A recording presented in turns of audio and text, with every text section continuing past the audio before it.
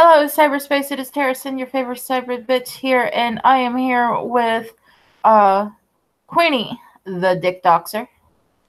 Hello. I have Scooby331, who is currently shaving that face. I also have my brother here, and I am messaging Burnside to get his lazy ass in here. So, how's everybody today? I'm pretty good. Went to Cedar Key today. Tried to do some fishing, but there were a lot of fucking people there. I mean, a lot of people. So my brother and I, we went exploring a little bit. He bought a shirt that says the Dirty Ore Tavern. Nice. Yeah, I've been so, I guess. But yeah, I just gotta take it one day at a time. I, I just, I will, wait as long as it takes because Well, I love him, so that's all that if matters. we can get hold of his ass, we'll do it. Okay. Mm-hmm. But my brother and I are getting ready to play Borderlands, so We gotta figure out how to change the split screen. good, do it. We're having issues. Borderlands decided to have it split seat screen side by side instead of on top of each other, Mm-hmm. and we're having a hard time with that. We prefer it to be, you know, player one on top, player two on the bottom, Right. because it's hard for both of us because all we see is what the other person's seeing, and it's just a pain in the ass. But my brother tried grouper for the first time today. He'd never had grouper before. At least he wasn't going fucking uh, fishing for him with his arms like some people do. Oh my god. Noodling is what it's called. Noodling. Noodling, you said? Yeah. That's what people do for those giant catfish in like the Mississippi River. They do it in North Carolina too. Mm-hmm. Yeah, I've And heard of it. that's Like, just ridiculous. yeah, I'm not a big like fisher. Like, I don't have the patience to go fishing, so I've Neither does never. my brother. And my daddy didn't have that patience either. But I've been fishing since I was like 3 months old. I've been on a boat. I mean, I Uh, get motion sick, and I can get car sick, but I don't get seasick. I don't like. I've never gotten seasick. And I've never gotten like car sick or anything like that. But like, yeah, I've tried like fishing one or two times, and yeah, it's just not my cup of tea. I don't even go hunting. Like, I like to eat meat and stuff like that, but killing the animal, no, that's not my style. Oh, I can easily kill the animal. It's not a problem for me. Okay, I don't know how to do it. Oh, don't worry about it. So, when it comes to, Is there anything to drink? there's Mountain Dew in the fridge, and Sun drop is better. there should be some Dr. Pepper's in there too. Grab me the 2 liter of Mountain Dew though. Okay. Um, but I've been fishing since I was little, and I love it. I have the patience to sit there and everything, and I was one of those kids that active imagination, run around, everything like that. But you give me some bait and a fishing pole, I would bait my own hook, cast my own line, and sit there and wait. Nice. No Dr. Pepper's, but there was some cream soda. That's the kids. Well, there's nothing else then. Well, you'll have to share the mountain splash with me because Publix is closed.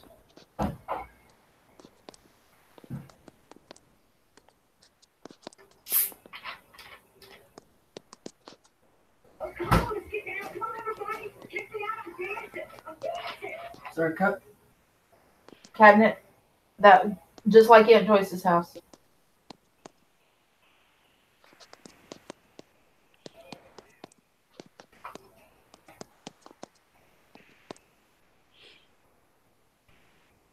Good cup to pick because that one's mine.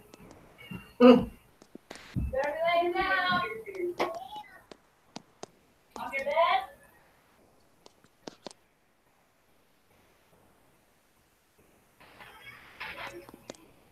Alright, we gotta fix it again so that I'm player one so that I'm on this side.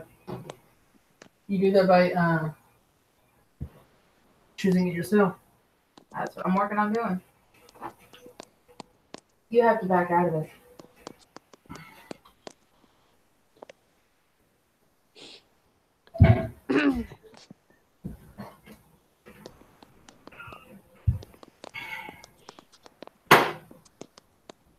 Not so hard, that's a glass top.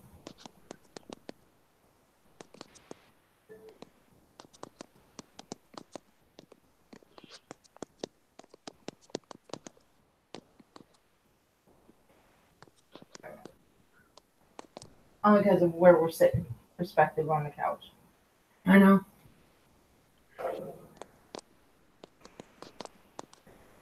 So what are you typing so intently, Quinn? Oh no, I'm actually not like I'm typing, but like I'm trying to be like. Dude, I can hear everything you're typing. Yeah, because I have an OtterBox case on my iPhone, and I'm like trying to be, since I don't have my headphones in because my phone's charging, I'm trying to do it lightly. But Oh, I kind of hear what they're saying. What? Oh, my brother can't hear everything, so I had to unplug my headphones. Oh, okay. And turn up the volume. There we go.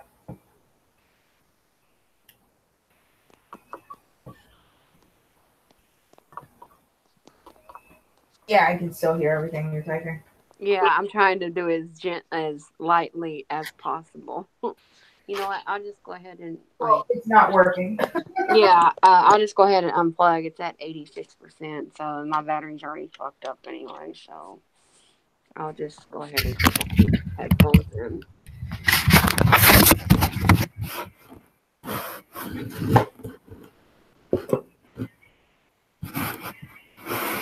I love the intro to Borderlands. Yeah. Okay, there we go.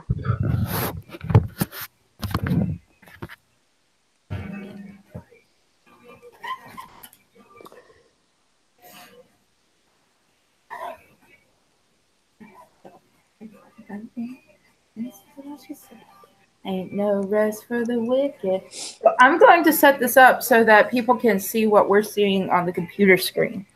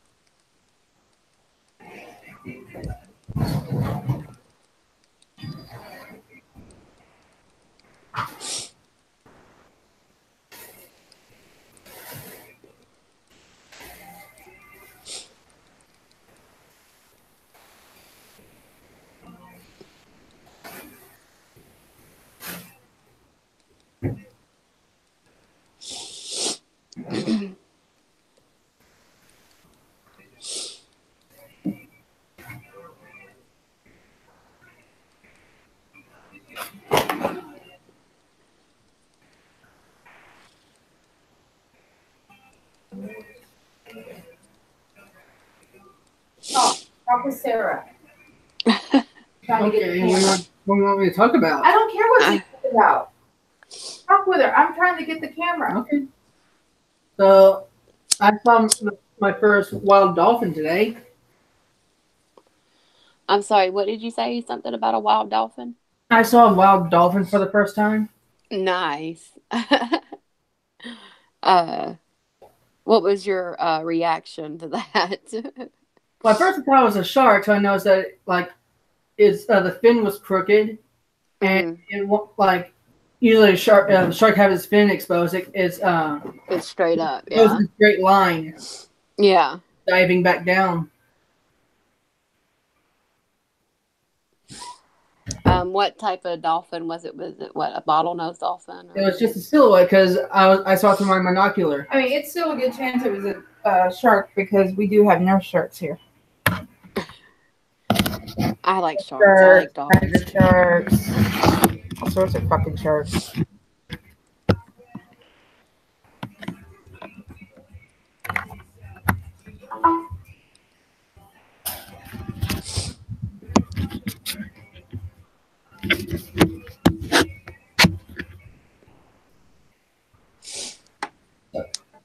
Yeah, I'm sorry, I'm not, what's the word I'm looking for? I'm not, more engaged than I usually am. Just going through some stuff, and y'all know what I'm going through, so like that's all I think about. So I just There we go. I got the camera position. Sarah, can you see it pretty well? Let me click back. Yes, it's perfect. Just don't move it. It's perfect. I've never really. I've heard of the game Borderlands, but I don't know what it's about or anything. There. Now I've got it positioned to where everyone can see it. Yeah, it's perfect. You don't need to move it or nothing. It's beautiful. Awesome. Oh crap! And everyone can still see who's talking. Yes. I jumped the gun. You're supposed to press the button. Yeah, I am. Stop.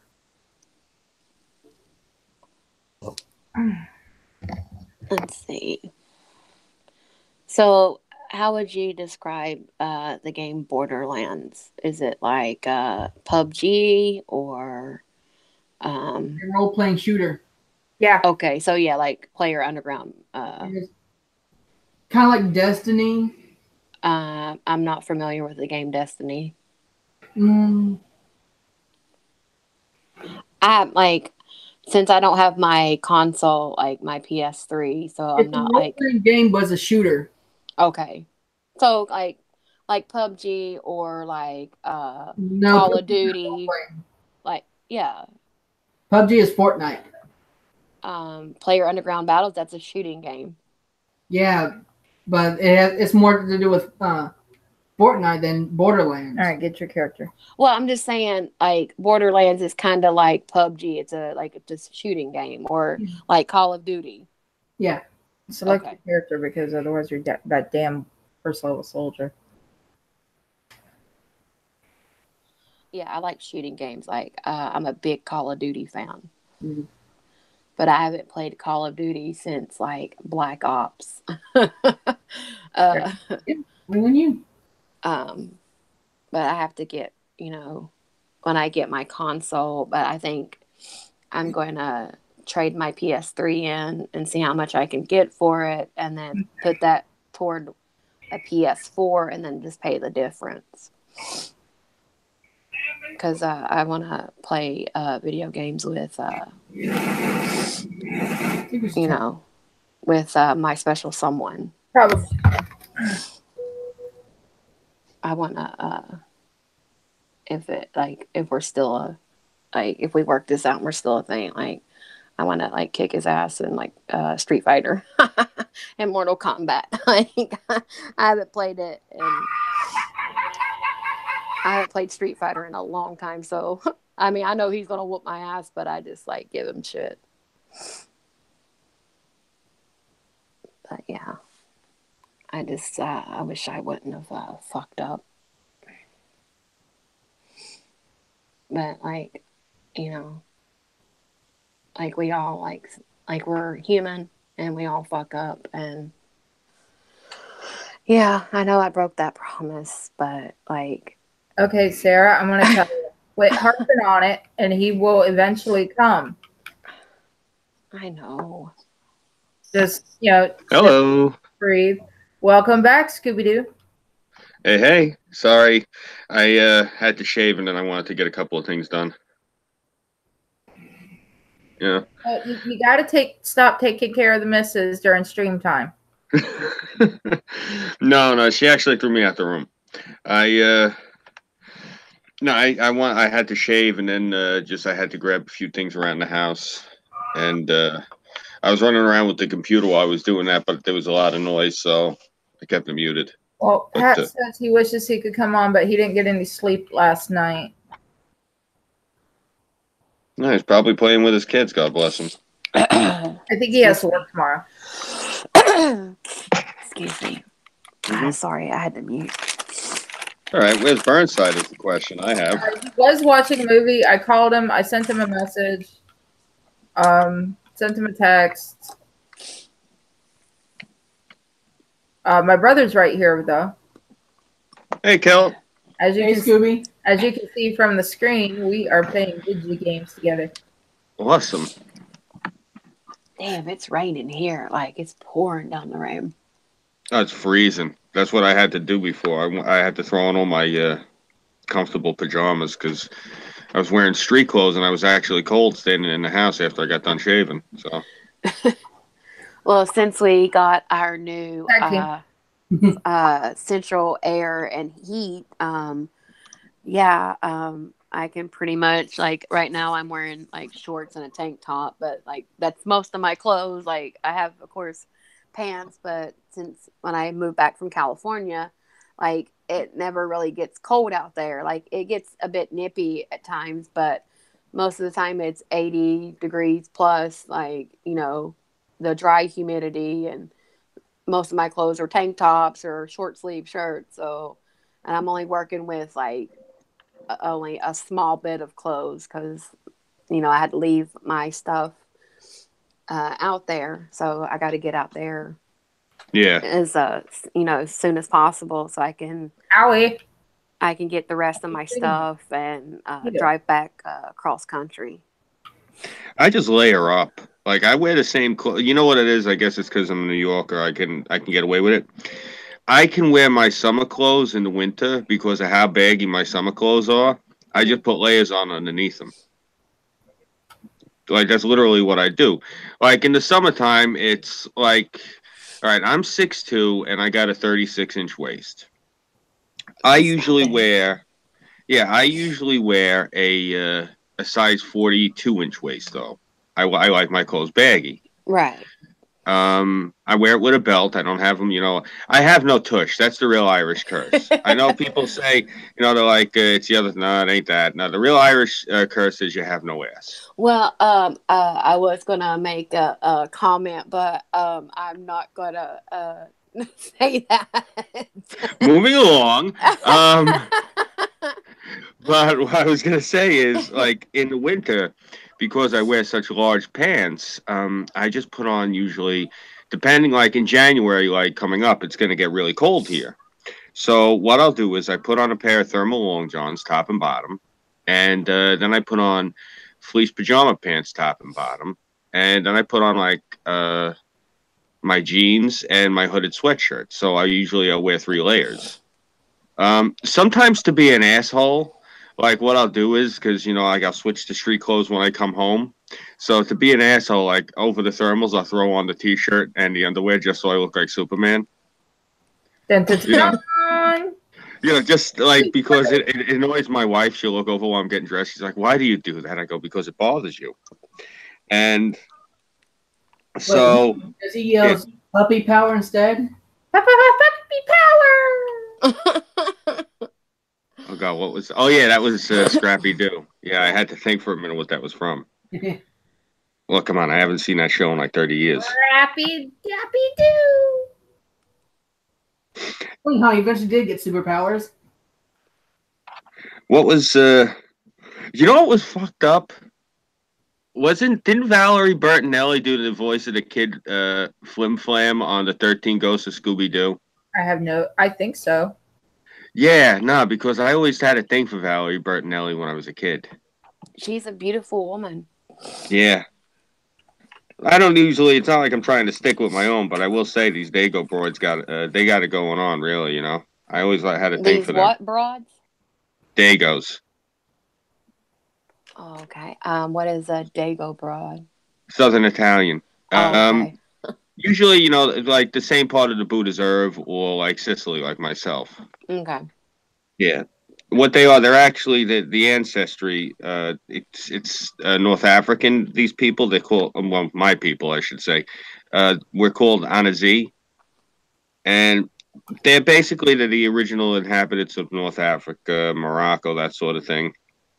Like, Gotcha. yeah, yeah. Um, I think I said it last time we were on the air. Like my ancestors, like from what I understand from talking to relatives, we've slid back and forth across the Mediterranean for centuries, and like the grandpa's lineage, from what I understand, I think it goes back 200 years ago. They were in Portugal, then they wound up in Morocco, and then from Morocco they went to Sicily. Uh, Grandma's family, from what I understand, went from Corsica to Tanzania, and then from Tanzania they went to Sicily. Because from what I gather, most of the dialect that my family speaks is actually Maltese Siculish. It's not even proper Sicilian. So, like, that's the thing. Like, when I was talking to that schmuck about, 2 weeks ago now, and Mhm. I was trying to, that's the thing. It's like how I just explained it is about as fast as I can hammer out my father's heritage. Right. I really don't know too much because my father was very Really? proud of being Sicilian. So that's just where the buck stopped with him. He didn't look any further. Right. Okay. Yeah, No. my relatives were a little more open minded though. The if you check your Discord DM, Scooby, that what I was gonna say, you can tell me. You can say it just requires a yes or a no. What I said, because you said about how you had no ass and stuff. Oh, yeah, yeah. I guess that does go hand in hand. So is that a Yes, they yes, or is that a no? About Yes, what they yes, say. yes. I guess what they say is true. Just I haven't really done a poll, but if I'm going to be the No. sole example, I'll go with a yes. Okay. All right. Let's see. Yeah, yeah. Oh God, I reread it just to make sure what I was agreeing to. Yeah, and I seen it. Yeah, I yeah, mean no, that's what I've always heard. So yeah, yeah. The same thing with the big feet. I Mhm. always said with the joke. You know what they say about men with big feet? We wear big socks. You know. Well, I have one of my exes. He didn't have no ass, but yeah, he was well endowed. Let's just say that. But he didn't know how to work that, so yeah, we're just gonna leave it as that. Poor guy. That's gotta suck. Oh, we got Burnside. It's Oh, we about finally have time. my pudding. Oh, here he is. Yeah, it Dun, was dun, busy. dun. You're not allowed to be busy. Burnside, I had shit to do. you should have come in and said, uh, "Oh, what was that joke that my friend that I went to school with said? Oh, ding dong, bitches, I'm here." Because he came in. No, he came into. I think he was either seventh grade. He was late for class, and his name's Robert, and he was like the class clown, and the door was shut, and he he was a little bit late, and he like knocks on the door and then opens it up. He says, "Ding dong, bitches, I'm here." He ended up getting written up for, of course, cussing, but it was funny because we were Nice. like, Oh wow. "Oh," and Burnside, that's what you should have said when you came in. "Ding dong, bitches, I'm here." I'll Wow. take You his would compliment. not I was gonna say you would not have my high school probably would have made your eyes like go wide. I went uh, to I went to school for like where I went was like the last stop before Juvie Hall. mm-hmm. The reason I wound up in there was I wasn't a bad kid, quote unquote. Like I wasn't a bully. I didn't pick on people. You were I the didn't class start. clown. Oh my God, was I bad? Oh my God, was I bad? I was really bad. Um, Like, let me think of the shit that I used to do. Um, I went to school one day with the crazy glue, and I glued all the soap dispensers. So they couldn't dispense soap. I oh god, what was some of the? I got suspended for this, and I'll never forget it. My teacher, the science teacher, I'm still friendly with him to this day. Every time he sees me, he's like, "Fish killer," because what had happened was we figured out with the 10-gallon fish tanks Thank you. how many packets of Knox gelatin we would need to add for them to turn to Jello. So a couple of the guys snuck into the school, and I was the one who did the math, so I got the blame. But they snuck in and they added the clear gelatin mix to it. And the next day, the teacher came in, and sure enough, all the fish are just frozen in place. That's fucking hilarious. Yeah. No, like I went to my high school as Freddie Ford High School, and the science teacher, may he rest in peace, but Coach Kreitz was the science teacher, and we'd always hear him yelling, and he would cuss too. He's like, he ended up cussing one of my friends that like they got into it. He's like, I don't give a fuck. Get the fuck out of my classroom. God damn it.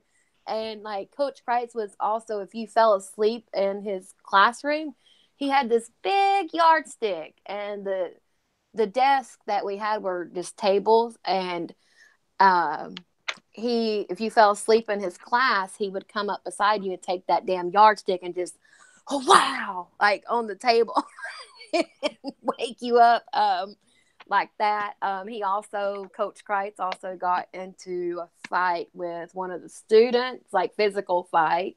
Like he was always yelling, like he would cuss too. He's like, I don't give a fuck, I don't know what the fuck y'all's you kids' fucking problem is. And like he was like loud all the time. Like it's a wonder he didn't have a heart attack. But eventually he did have a heart attack. I'd say he's been deceased for the last I'd say like 7 years, 5 to 7 years. He eventually did die of a heart attack. But he was also like the football coach too. So like he was like very strict. But he was a really good teacher though. Then I had this, I took masonry and shit like that, shop class. Like, fuck that noise with home economics. Like, I felt that shit on purpose because I was like, I wasn't interested in fucking cooking and making, like, we made a swan out of an apple. Like, no, like, I was into masonry, shop class, and everything. So, Mr. Green was the masonry teacher, and I can't remember who the student was, but he ended up getting into a physical altercation with this student, with one of my friends, and my friend started like boxing Mr. Green, and Mr. Green like laid him out, and but since my friend started it and swung at Mr. Green first, he had every right to defend himself. And even though he laid out the student, he didn't lose his job or anything like that. So, yeah, we had some crazy shit go on in our school because, like, it's North Carolina and it's in Yep, North Carolina, inbred capital of the world. Oh yeah, we're a bunch of inbreds here. No, not that. They're just a bunch of fucking rednecks. Like my mom's side of the family is from there. White Oak. Whose? My mom's side of the family is from North Carolina, White Oak. I have no idea where that's at. About 2 hours away from Raleigh, Durham. Okay. I live more in the foothills. Like I live about 45 minutes from Charlotte. So, but no, like it's Freddie Ford High School. How do I describe that? Yeah, bunch of fucking rednecks. Like I remember like going to when we went to high school.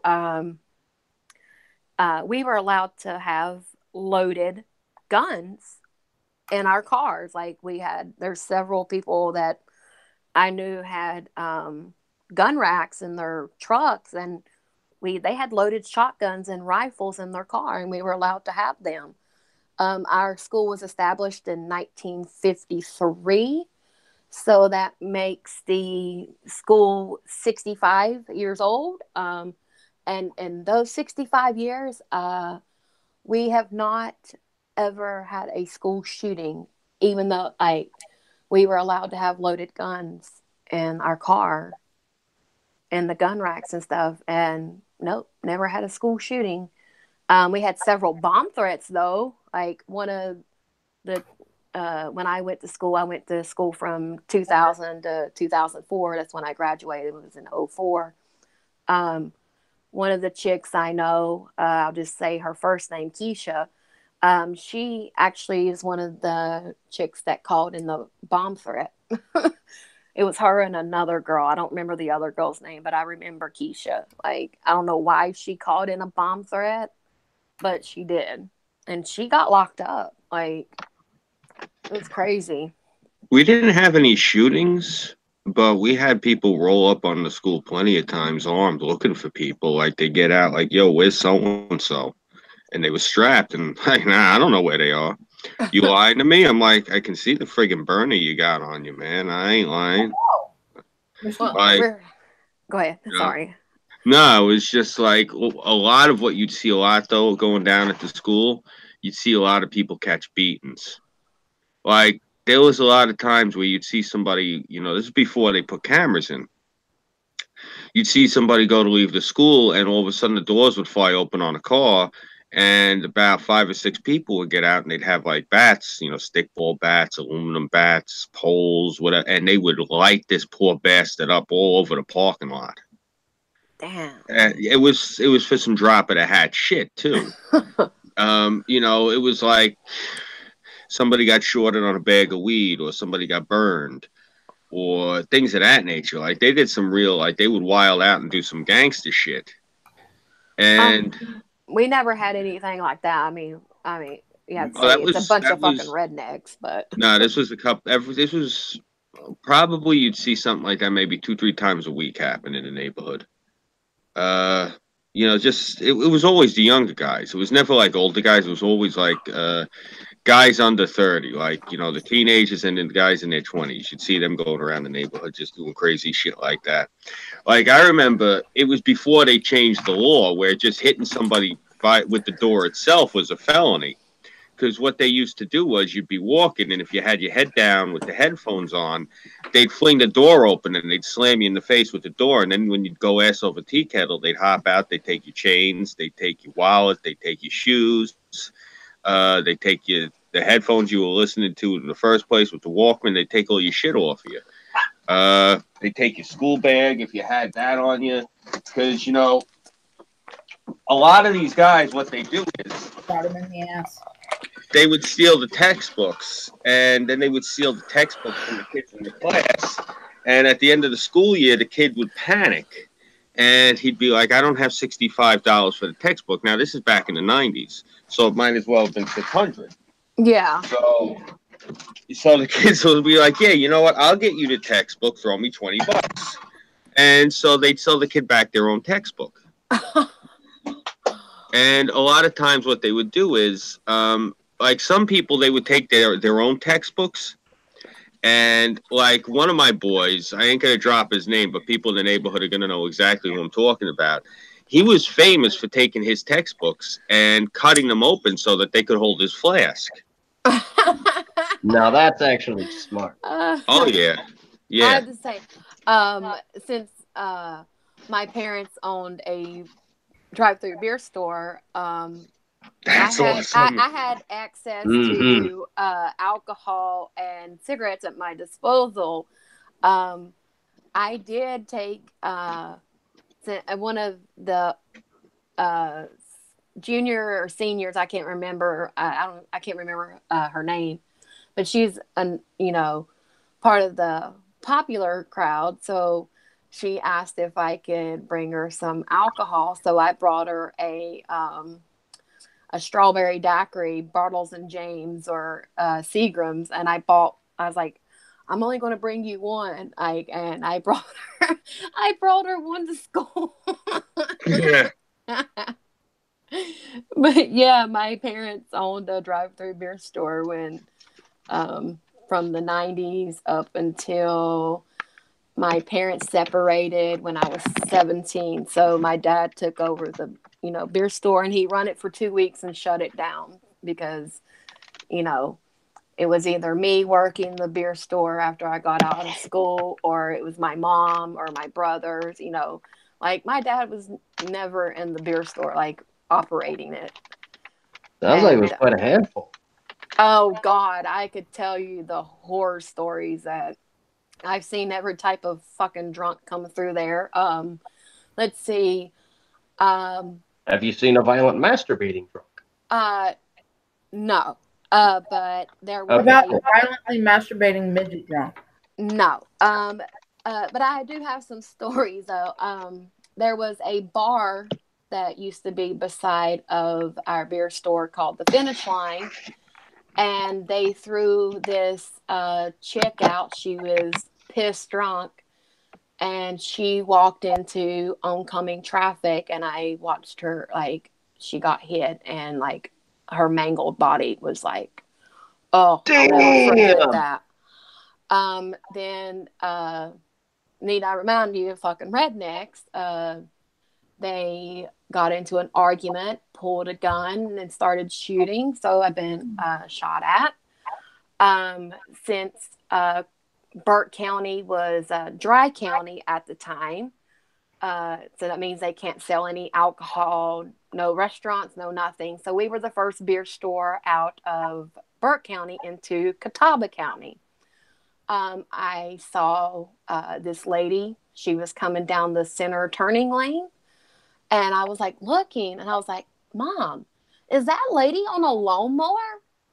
And my mom grabs the binoculars and she looks. She's like, sure. She got binoculars because she had to watch. Oh my God. Yeah, like, because she was like, when she was coming down, like, I'm nearsighted, so I can see up close but not far away. So like, shit that's far away, it's kind of like blurry. And I'm like, Mom, is that lady coming down the center turning lane, like on a lawnmower?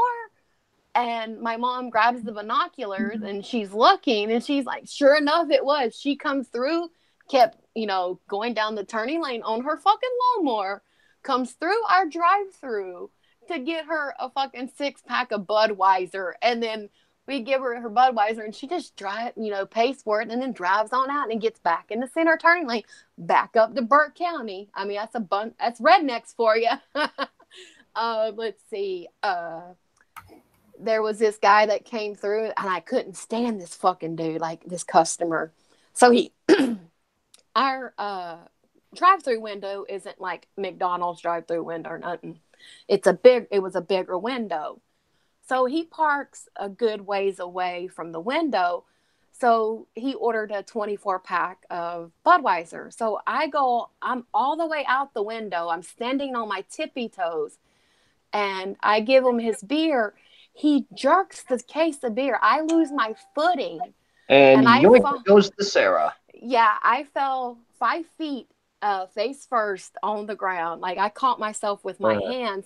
And this dumb motherfucker didn't even get out of his truck. He just sit there and, like, didn't help me up or nothing. It was the guy that delivered for Anheuser-Busch. He jumped over the... what's the word? The ramp, like, because we had this ramp that came up, and he jumped over the railing to help me up. Yeah. Let's see. We got wind of people like breaking into beer stores and robbing the place. So I was about 11, 12 years old, and we got wind of a bunch of people breaking in the beer store. So I watched my dad that night leave the house here with a sawed-off shotgun over his shoulders And he goes up there and sits because, like, our beer store at the front, that's where the cash registers were. That's where the coolers were and everything. Then in the back of the store, that's where we kept the extra, stock and everything. So he, leaves here with a sawed-off shotgun, goes up there, sits in the back in the dark, and sure enough, they hit our beer store. My dad chased them through the beer store, shooting at them with a sawed-off shotgun because they were trying to rob the place. But, they were lucky he missed them. He came close to hitting them, but yeah, my dad was shooting at them, chasing them through the beer store, but he missed them, barely just missed them, shooting at them. Let's see what else. That's pretty much the craziness that happened. Besides ALE, which is alcohol law enforcement, they will send regular people in dressed just like me and you, and they will get you to see if they can get you to sell underage. Well, my mom got busted twice. The first time she got busted was selling underage cigarettes to this person. I think it was a girl, and they, sure enough, they walk. She sells the cigarettes. They walk out, and here come alcohol law enforcement in, and they wrote her a ticket for, I think it was like $5,000 for selling underage. And why my mom didn't check her ID was because my grandmother had just went in, need that killed. Something to do with my grandmother. She was sick and had carotid artery surgery, and she had after she came out, she had a heart attack or something. And so my mom was like all to hell and just sold the cigarettes to her. Then they did it again, and my mom sold underage alcohol to, I can't remember if it was male or female, but they came through the drive-through, and again, my mom didn't check the ID because my grandmother had just died, and they slapped her with a $10,000 ticket, and they told her, if you get caught again, we are going to take your license, your permits. And but about that time, it keeps saying full. My parents separated. So my dad, what? No, not you. The game. So my dad, my mom and dad separated in 2003. I was 17 at the time, and he ran it for 2 weeks and shut it down. But we had patrons come through there, threatened to call CPS on us because, I was, I was a kid, 10, 11 years old, running the cash registers and handing beer out the drive-through window to our customers. And we had several people come through there. Oh, you're having kids up here work and so forth. We're going to call CPS. And, they did. And CPS is like, this is a family-owned store. Kids selling, running the drive-through. It's a family-owned store. So there's something we can do. That's actually pretty neat. Usually if you ran into that type of situation elsewhere, I'm pretty sure CPS would just ream you royally. Just because, right. Yeah. But it was, since it was a family-owned store, and it was me and or my niece and nephew that were, handing the beer out the window, since it was a family-owned store, and they couldn't do anything because there wasn't, adults there. But when I was growing up, my mom was, she was a bigger woman at the time, and she still kind of is, but not this big. And she was really sick. So it was hard for her to move around. So I would be helping her run the beer store after I got home from school. And then we wouldn't get out of there till like 2 o'clock in the morning. So, and I would have to be up. I would get up at 6 o'clock, 6:30 for school because I had to be at the bus stop at 7. Then when I got older, I got my license and started driving. So I wouldn't have to be at school until like 15 till 8 o'clock. So I would go to school from 8 to 2:45, and then from 2:45 till 2 o'clock in the morning, I would work the beer store, and then I'd have to be up at 6 a.m. then that morning for school because I always got up early and took my showers in the morning. So, and just to let anyone watching know, yes, I am using an elephant gun like a shotgun. But I do not miss it at all. I do not miss working in alcohol whatsoever. But before we change subjects or whatever, I was about between 10 and 13 years old, and there's a cigarette called GPCs. So this guy comes through and ordered a pack of GPCs, and my mom was waiting on him, and I was like, "Hey, Mom, do you know what GPC stands for?" And Mom's like, she was like, "No, Sarah, I don't know what it stands for."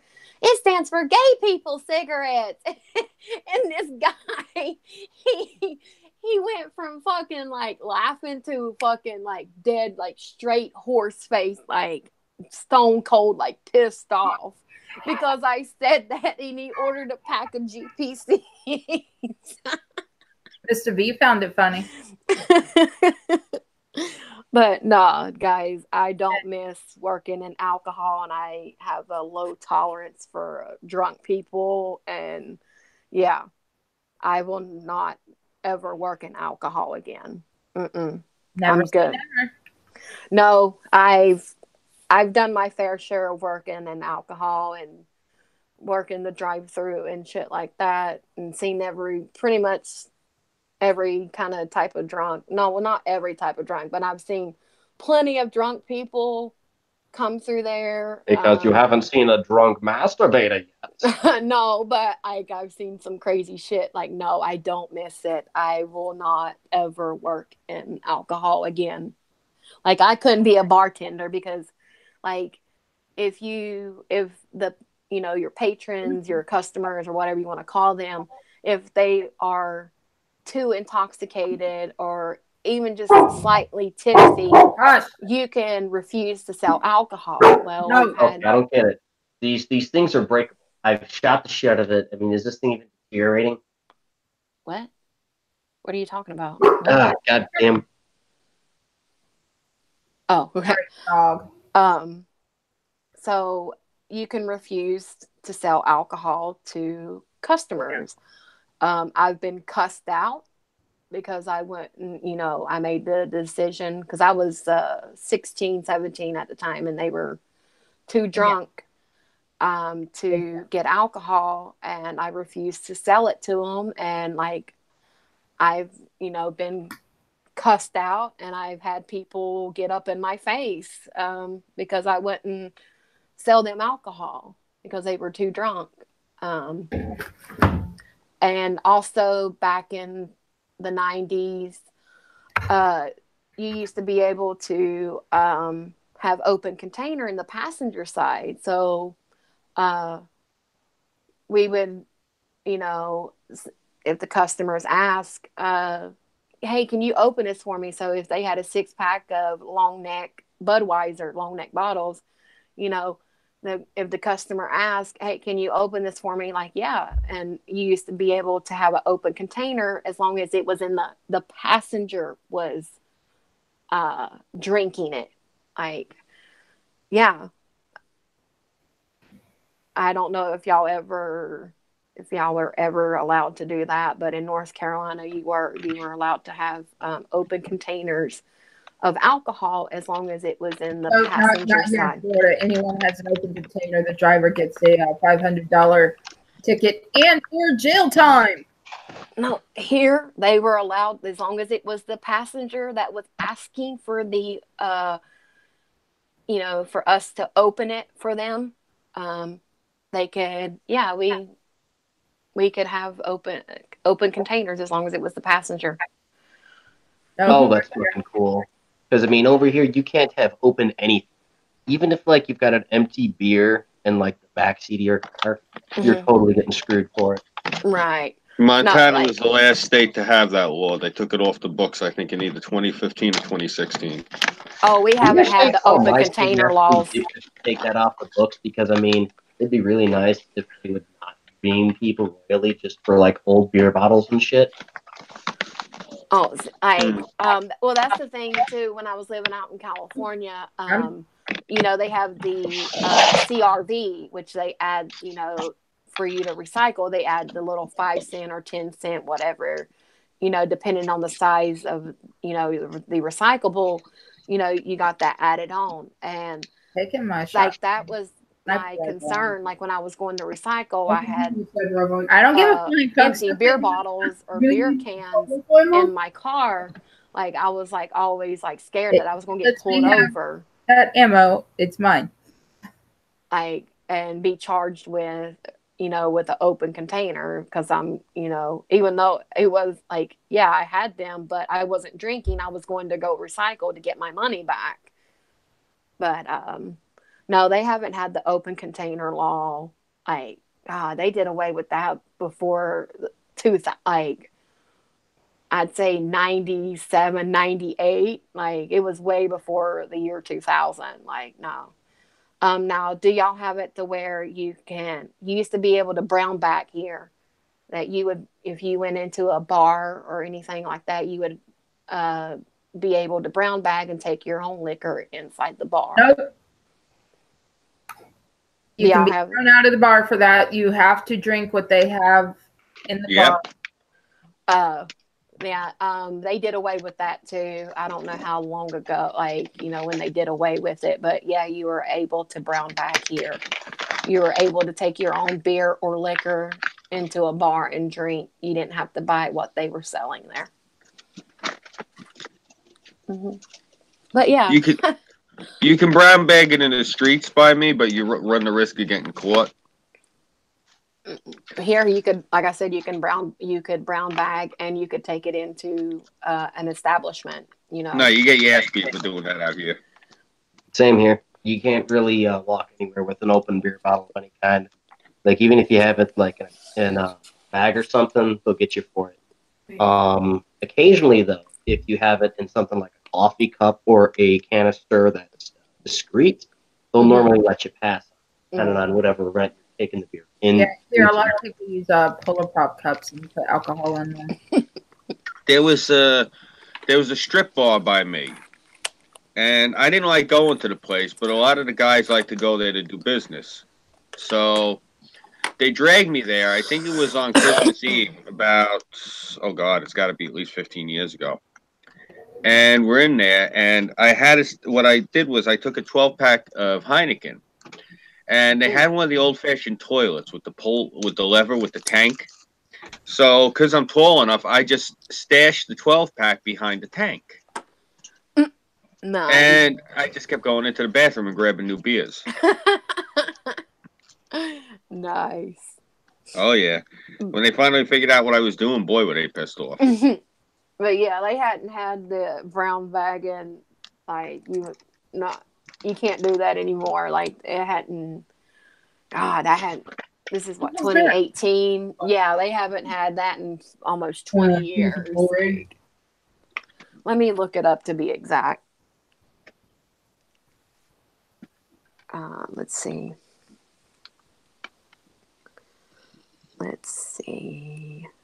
Google. Hey, Rich. I saw you in the chat. Sorry, sweetie. Hey, Rich. North Carolina brown. Hey, Rich. Merry Christmas. Belated. Brown bag law. Let's see. Merry Christmas and Happy New Year, Rich, and Earth too. Okay. Irv, what's What's happening? up, Irv? How's it going, kiddos? Will brown bagging my Good. drink protect me from Eating open Tootsie container Rolls. charges? Violation of the fortified wine. Eating what? Who? What? Tootsie Rolls. Oh, we have a Jeff Goldblum lookalike. It says brown bagging was legalized in North Carolina in 1967. Let's see. Brown bagging was the widespread practice of customers bringing liquor into restaurants in brown paper bags, purchasing soft drink setups, then mixing their own drinks at the table. Brown bagging was legalized in North Carolina in 1967. Until then, public drinking of liquor had been illegal since 1908. The first liquor by the drink sale in the state occurred amidst much fanfare in Charlotte in November of 1978. Brown bagging originally was Air Force slang for a married man who carried his lunch in a brown paper bag. A brown bagger eventually came. Okay, so yeah. Let's see, 1923 law outlawing selling of liquor. Okay. Yeah, let's see what else they got. Okay, it only became legal in North Carolina for a restaurant to prepare and sell its own mixed drinks in 1978.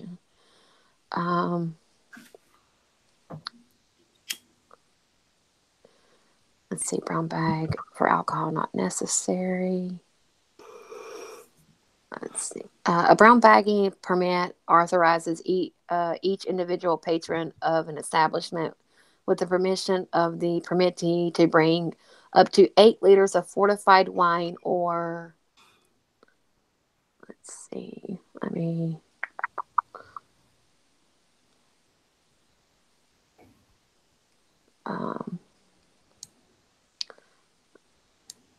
hold on. Let me see, because I was reading, I had to click on it, and then,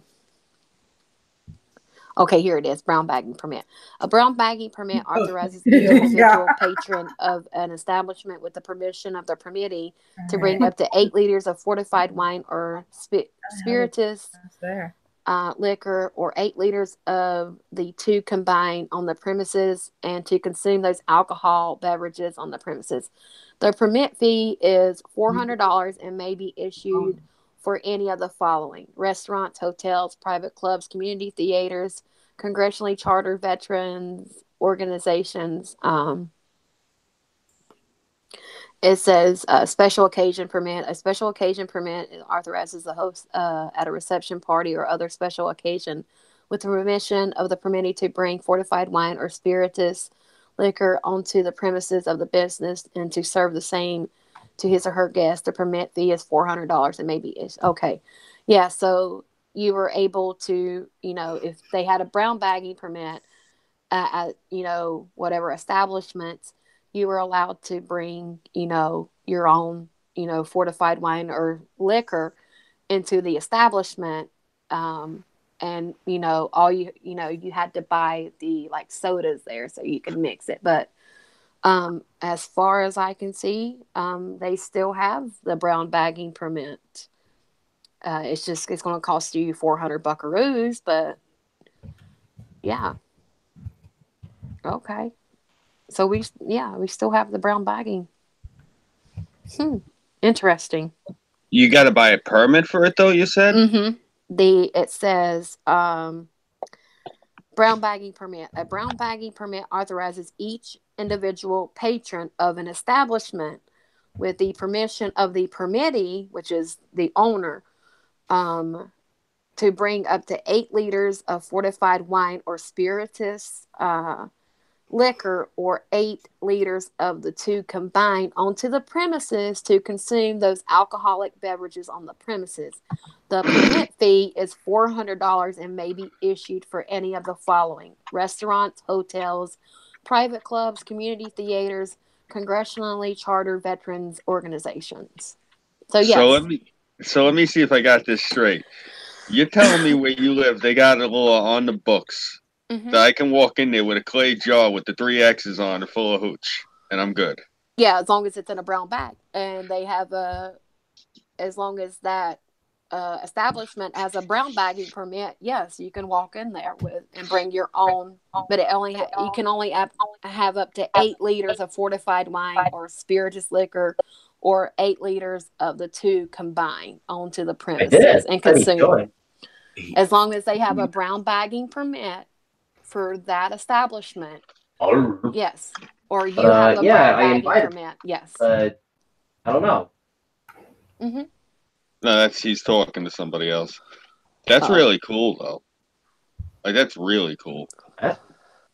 Yeah, the cost of permits here are outrageous. Like, my mom had her ATF, this thing open. like her permits. She had her alcohol and tobacco permits as well as her firearm permits, and they are expensive to maintain. Like, let's see, they run about, retail permit, on premises malt beverage permit. So yeah, they run about, each of them run about $400 per permit. Like, let's see,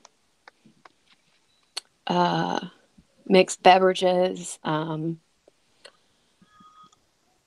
Let's see, guest room, brew on premises, because we have a lot of breweries here too. Oh, the tractor shots. Yeah, so the permits run about $400 each. So for her tobacco is like $400. Her alcohol permits were $400. Like, we sold beer and wine, because here we have what they call ABC stores, which stands for Alcohol Beverage Control. That's where they have the liquors, like, and so forth. So you'll never find liquor in a beer store. They're always separate. Like, are we going into the wrong area? No, it's that one. See, it's actually the same way here. Like, the way it works is you can only buy beer in a convenience store or a supermarket. You cannot buy beer in a liquor store. Liquor is only for wine and spirits, but you can buy wine in the supermarket also. Yes. Mm-hmm. It's really strange the way the laws are here. Now, this is what I get a real kick out of. You go over to Jersey, and when you go into their supermarkets, it blew my mind. A buddy of mine goes like this. He's like, "Yo, Scoop, check this out." I go, "What?" He's like, "Come here, turn the corner with me." I said, "All right." And we go, and it's like, okay, here's the Chinese food aisle, here's the Italian food aisle, there's the Mexican food aisle. Boom, here's the liquor aisle. Mm-hmm. What? They got an aisle full of liquor. Mm-hmm. Same thing in California. There's a liquor store on every corner, and you can buy liquor and beer at the same place, as well as you can buy liquor and beer and wine in a grocery store. Yeah. That's crazy. Mm-hmm. That's crazy. We got that shit separated here. You need it separated here. Yeah. You know, because it used to be, I remember when I was a kid, you'd see them in there, the sterno bums. As soon as like 9 o'clock rolled around and the blue law kicked in and everything had to close up, you'd see all the drunks that weren't able to get their hooch before the clock struck 9. They'd be up in the supermarkets buying the big ass bottles of Dimetap and shit. Oh Lord, I haven't heard of that medicine in a long time. Actually, I love the Dimetap because it was great flavor. Like, I would just like drink that shit because it tasted good. They would get the Dimetap. Mm-hmm. They get the grape Dimetap. They get themselves the strawberry Benadryl, and they get the cherry NyQuil. And these assholes would mix themselves a cocktail of this shit. And you could tell too when they were completely soused on this stuff because they'd come over to. They come to the bar afterwards, and they were pre-gaming with this shit, and they come to the bar and they go to talk to you, and your eyes would water. You're like, Jesus Christ, Harry, you smell like a fucking candy store, and I think you just cured my friggin' cold. You know, and what it was is because they were pre-gaming with this shit because they had figured out because of the medicine content plus the alcohol. You take a shot of each of these, and you got completely destroyed faster than you could off of a fifth of turkey. So they'd sit there and they'd take like they take the full shot of each, bang them back, like one right after the other. And I think when they came out with the mixed berry Sudafed, it was a done deal. They'd mix all 4 together. I remember my brother used to come here and he'd be like, "Hey Mo, hook me up with a cocktail." And I'd look at him, I'd be like, "Why don't you just go get shit off a dealer?" And he's like, because it's not as strong as the prescription strength that your mother gets. Damn. That's the sad thing, you know. Like she was getting all the prescription strength, you know, like senior level cough medicines, and you mix that shit together, you know. A few shots of that, you go from seeing Jesus to seeing Ganesha, depending on whether or not you know when to say when. Damn. You're Let's telling me see. all those commercials they had when I was younger about don't mix chemicals together because it makes drugs wasn't just bullshit? And is this thing working? Because I've been dicking around with every little piece of equipment I have. Yes, and I'm baby. not- Yeah, we can hear you crystal Yeah, clear. you're here, crystal clear. Yeah. Okay, so I'm just gonna have to swap my shit around. So, pardon. Right here it says like mixed beverage permit. A mixed beverages permit authorizes the retail sale of mixed beverages for consumption on the premises. The permit also authorizes a mixed beverages permittee to obtain a purchase transportation permit under the GS 18B-403 and 18B-404 and to use for culinary purposes spirituous liquor lawfully purchased for use in mixed beverages. The permit fee is $1,000 and may be issued for any of the following: restaurants, hotels, private clubs, convention centers, community theaters, nonprofit organizations, and political organizations. Then you have your culinary permit, where a culinary permit authorizes a permittee to possess up to 12 liters of either fortified wine or spirituous liquor or 12 liters of the two combined in the kitchen of a business and to use those alcoholic beverages for culinary purposes. The permit fee is $200 and may be issued for either of the following: restaurants, hotels, and cooking schools. One of us hurt. And a culinary permit may also be issued to a catering service to allow the possession of the amount of fortified wine or spirituous liquor stated above at the business location of that service and at the cooking site. The permit shall also authorize the caterer to transport those alcoholic beverages to and from the business location and the cooking site to use them in cooking. Keep hearing cooking type, not cooking. Oh, no, cooking. That's what I was saying. I know Cooking. what you were saying, but what I was hearing was something completely different. Oh. Let's see. Then you have your guest room cabinet permit. It authorizes a hotel to have having mixed beverages permit, or a private club to have the permit. Management contracts for the rental of living units to sell the room guests from securely locked cabinets, malt beverages, unfortified wine, fortified wine, spirituous liquor. A permittee shall designate and maintain at least 10% of the permittee's guest rooms as rooms that do not have a guest room cabinet.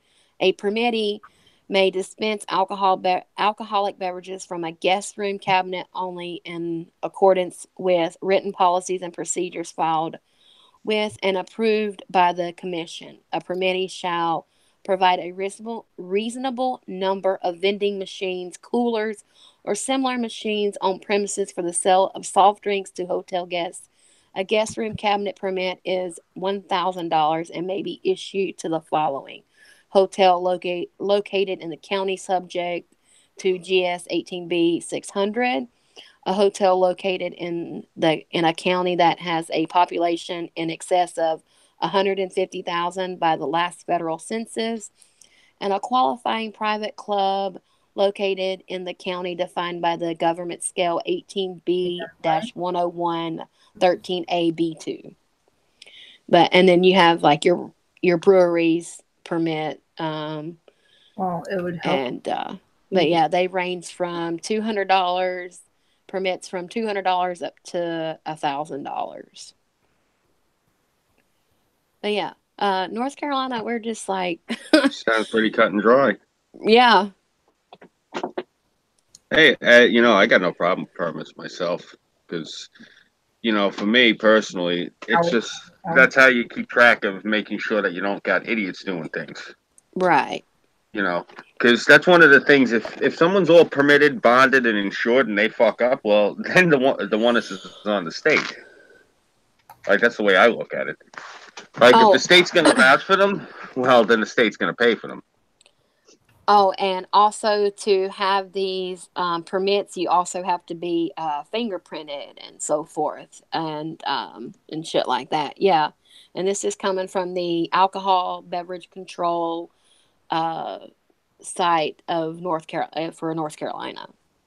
Yeah, it's abc.nc.gov. But yeah.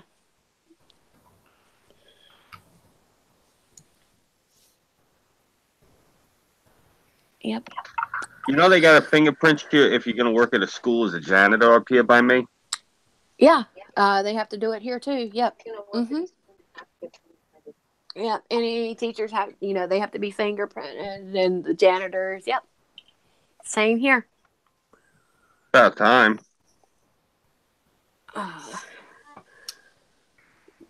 But yeah, North Carolina, like, we're just, yeah. Basically, we like our fucking alcohol. Like, I thought they did away with the brown bagging, but obviously they haven't. It'll just cost, like I said, it'll just cost you $400 to obtain that permit, and you're allowed the brown bag. But you can only have up to 8 liters of either fortified wine or spirituous liquor, or 8 liters of both of those combined. Ain't it always the way? Either one or the other. You can't have both. Yeah. Can't have the best of both worlds. You can have both, but they have to be combined. So 8 liters, so like 4 and 4 if you want. Yeah, no, I figured that. You can either have 8 liters of fortified wine or 8 liters of spirituous liquor, or if you want both, you would have to have 8 liters of the two combined. And yeah. So in other words, you're walking with a small bottle of wine, a small bottle of port wine, and you get the guys are sitting here talking about Irving's favorite subject, alcohol. Yeah. Speaking of which, Irving, you're looking fairly sober tonight for a change. No, I'm just in my first one. Oh, there you go. Okay, so it's too soon to congratulate you. No, yeah, just yeah. So taking a break from doing the vertical polka. I got a couple days off work. She did not. So. Oh yeah. But I didn't get a chance to talk to you yesterday. Happy Boxing Day, belated. Yes, thank you. That's actually a thing. Were you able to successfully box a moose? I'm going to spread that around. That's what it is. The traditional day of boxing mooses. Boxing moose. Literally, in like cartoons and stuff, which is growing up, really all I knew about fucking Canada. They always like joked around about Boxing Day. Literally, you box your neighbors or some shit like that. They have the characters with fucking boxing gloves on. There is somewhere, I think, Venezuela or something like that. They have it every like year or something like that. You can like if you have a score to settle with somebody, you are allowed to beat the hell out of them only on that day. I want to say it's Venezuela or something, like somewhere in like over there in like, what is that, South America? Is that where I'm like where yeah. That's basically what Canadian Boxing Day is, except it's only versus wildlife. Fuckers are starving. The only thing I know about Canada I learned from Alpha Flight Comics. And what I learned is this. It is one of the most beautiful countries on earth. The scenery is breathtaking. It's like something out of a postcard. And for some reason, Canada, if you go out into the forest, eventually you will run into a beautiful blonde woman randomly driving a Jeep. That's apparently everything I learned from Alpha Flight Comics. Irving, is that where you met your beautiful girlfriend Tina? Because she is a blonde. No. We're literally like the last two white people in Rexdale. That's how we know each other. Oh. I like Tina. She's awesome. Your stream, was it last night? You were like super fucking drunk. Like you were lit. Oh yeah. I was in the chat. No, it was Tuesday night because I had a doctor's appointment on Wednesday. So yeah, because today's Thursday. Like you were like, whoo. Yeah. I have almost no recollection of that stream at all. Your stream was like, that was the shortest live stream. It was only like what, 10, 15 minutes. Like it wasn't Really? Yeah. And y'all were like, okay, we're gonna go now. And you're like, bye. And you're like, bye. And you're like, hit the in live stream. Yeah, it was only like 15 minutes. Like, I really just wanted to wish Merry Christmas.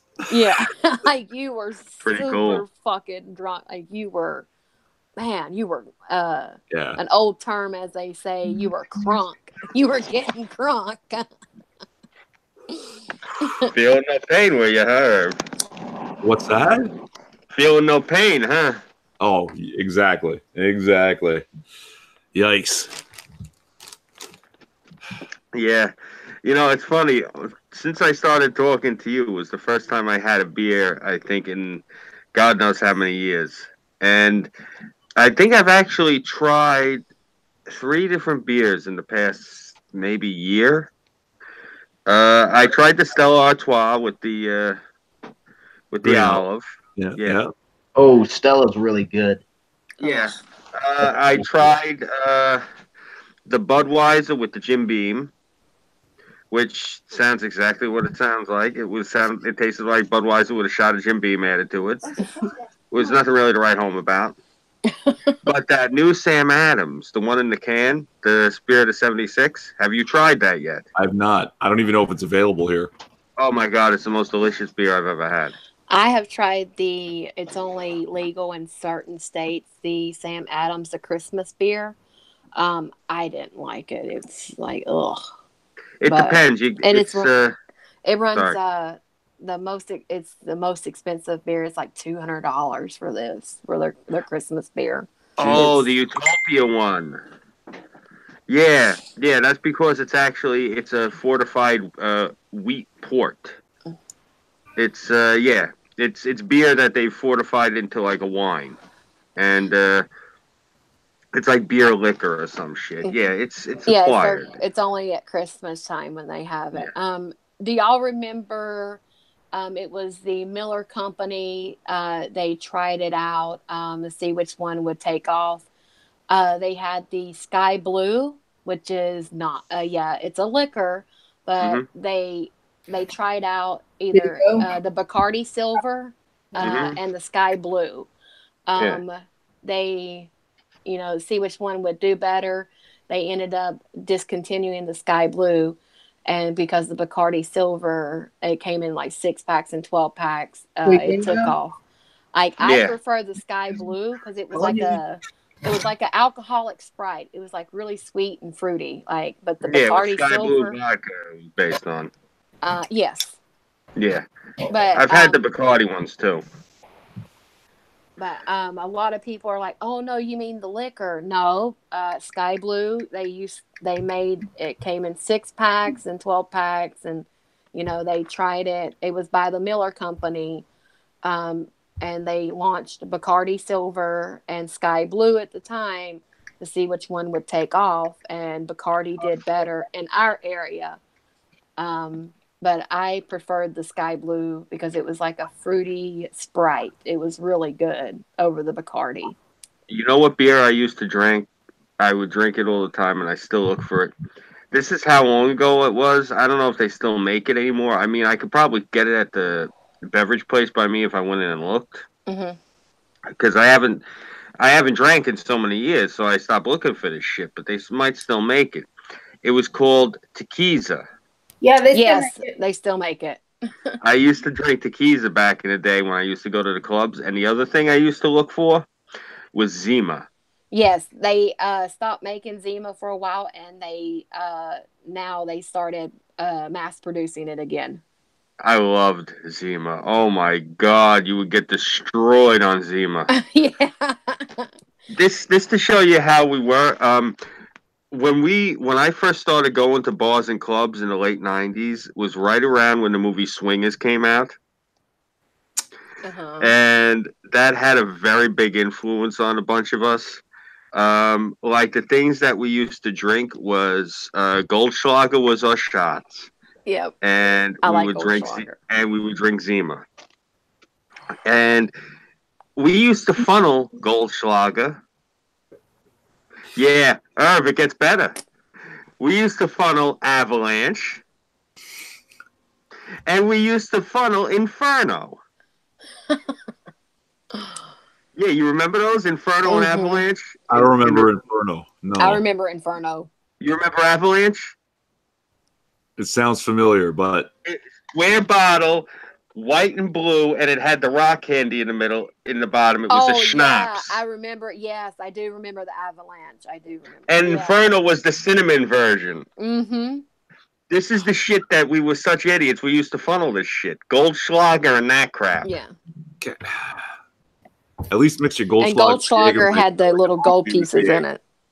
Yeah. No, I mean, like we would go through the Slogger. we would go through the Goldschlager first. Then when we ran out of Goldschlager, we move on to these other things. Oh man, the shit we used to funnel. I remember when Hypnotic came out. Oh yeah. That's the What is part. that? What is that Yeah, not one? funneling it.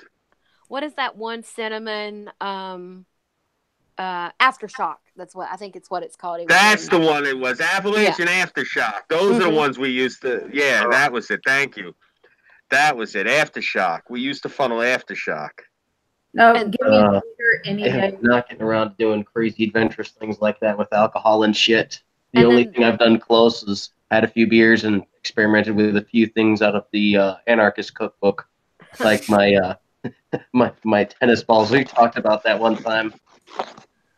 Baby, I told you to stop sticking your nuts in the microwave. No, I did this. Just I because tried. it works on South Park doesn't mean it works in real life. He's just trying to activate his almonds. Hey, well, speaking of South Park, you like that picture that I found? I was just scrolling through Facebook today and I saw Oh, that picture. the picture And you I found of saw- spontaneous booty. Yeah. Oh my god. I was like, Yeah, look. she found the actual spontaneous booty. Fucking hysterical.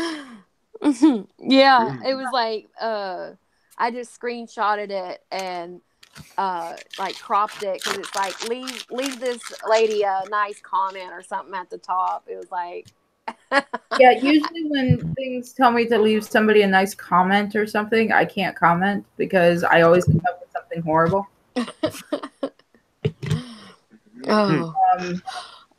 it was Fireball that I Like was that talking same about. image. And Fireball is the nastiest shit on the planet. My roommate loves it. I can't stand it. They actually make a Cinnabon cinnamon liqueur. Interesting. Yeah, no, I'm good on that.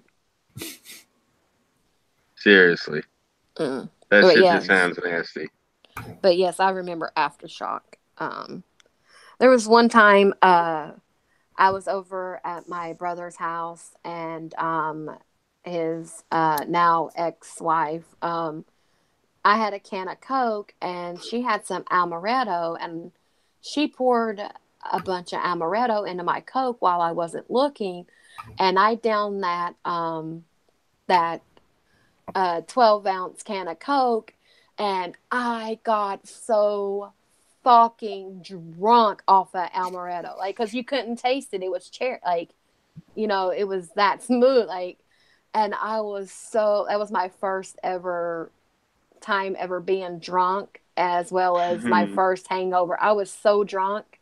I had to crawl to the bathroom. Like, I was like that fucking like intoxicated. Whew. And I was like, after I, got over my hangover and shit, I was like, you stupid bitch, what the fuck did you put in my drink? And she's just like laughing and thinking it's funny. It's fun.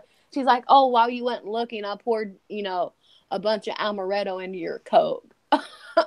I was like, I was so mad because I was like, I had a hangover and that was my one and only time I had a hangover, but I was so sick and so pissed drunk. Like, oh man. Yeah. Oh God, trying to think. Memories. I'm trying to remember like all the crazy shit we used to do when I was younger. Like I'm so many drinking of a these. Pfizer's 15-year-old right now, just so everyone knows. Oh None of this wow. crazy shit. Just a nice bottle of 15-year-old whiskey. Nice. Very nice. It's not even expensive, man. It's good stuff. If You want me shouldn't to, have to pay through the nose for good whiskey. Seriously. if you want me to turn in, because I only drink like 4 times a year, like my birthday, Thanksgiving, Christmas, and New Year's. But if you want me to turn into the biggest alcoholic, get me some restaurant made sangria with the fruit and everything, and I will turn into the biggest alcoholic you ever known, because that is my favorite shit. Like, I love restaurant made sangria with the fruit, and oh man, I can down some sangria now. I know last time I had some was when me and my mom, we went to Olive Garden, and they had 3 different types. They had a green apple sangria, the regular like berry cherry or something like that, and then they had another one.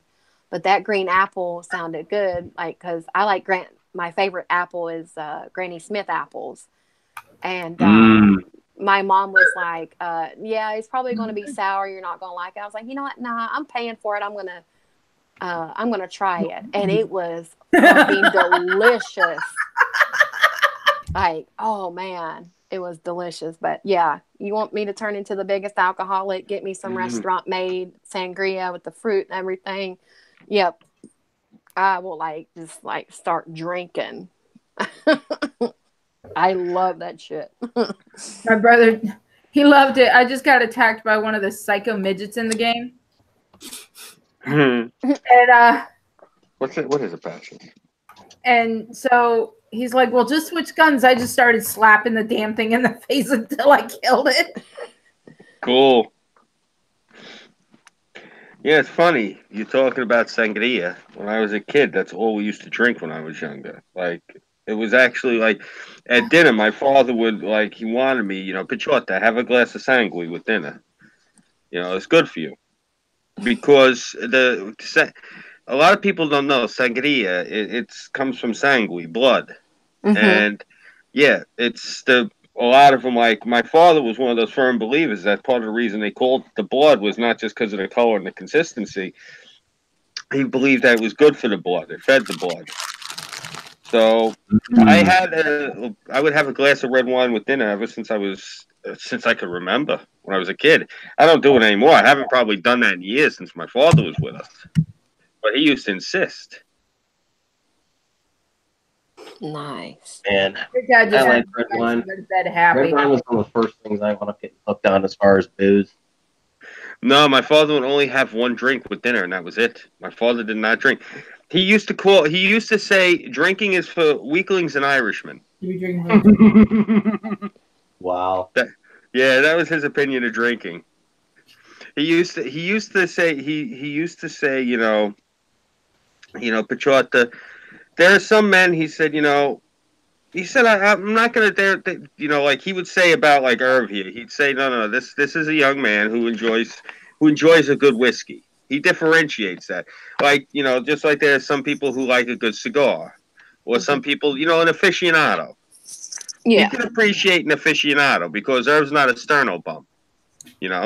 That's the thing. Like my father would differentiate, like, like how there's some people. I just like it too much, is all. No, you know what it is? I've noticed that about you. You're not going to just sit there and drink any hooch that gets thrown in front of you. You got taste. Yeah. Oh, yeah. I mean, you never drink the cheap shit. That's just rule of thumb. Oh, you never drink the cheap shit. You never drink anything terrible. Like, that's why I refuse to drink anything that's like Busch Light, Miller Light, Ever see light? Don't drink anything light. What's the matter, Sarah? My mom bought some cheap vodka, and like I guess she was like wanting to drink, because my mom, rarely drinks. If like she's gonna drink beer, her go-to beer is Coors Light. Bridge Club beer. What? Bridge Club beer. But she was wanting vodka. I can't remember what vodka it was, but I was just like craving alcohol. So, and I was on a stream with Exiled Opinions, Frank Shandor, and Doku, and it was their Friday night drunk stream, and like, ooh, Mike, my vodka is Grey Goose. Like, that's my go-to vodka, because I'm a liquor girl. Like, I prefer liquor over beer. Like, like, I've tried pretty much every beer that ever came through our beer store. No, I'm not a beer person. Not even on draft. No IPA, like nothing like that. I'm pure liquor. Like, And but yeah, she had some like really. It was whew. And I drink shit straight. Like, I no chaser, no nothing. Like you pour me a shot, like let's throw them back. But my favorite, like one of my favorite two of my favorite mixed drinks is one is called Adios Motherfucker. It really is called it's called an Adios Motherfucker. And then my other one is a Midori Sour. It's Midori liqueur and melon ball. Like, yeah. I've had Midori Sour. It's my God. I love Midori. That's one of those drinks where you take you drink it and your whole face puckers. Yeah, because it's Midori liqueur, sour pucker, and I was gonna say juice. Well, if they really know what they're doing, they add a splash of triple sec. Yeah. Okay. No, but like I like mixed drinks, but I'm pretty much a liquor girl. Like Jack, Jim, Johnny, Jose, and Mark, my favorite men, and they've never failed me. But no, I like all I like all types of liquor. Like, yeah, I've had some 100%. Like, well, you can get close to 100%, but like it's like 95, 98. You can't get 100% pure moonshine. Like, it's not 100%. But I've had some illegal moonshine, and whoo, good times. But yeah, whew. Yeah, I've had White Lightning myself. They like banned. Oh, I'm sorry. Go ahead. I was going to say right quick. They banned the sale and possession of Everclear here. There's Everclear 190, and then there's Everclear, which is 190. That would be let's see, 190. 95%. Yeah, 95%. Yeah.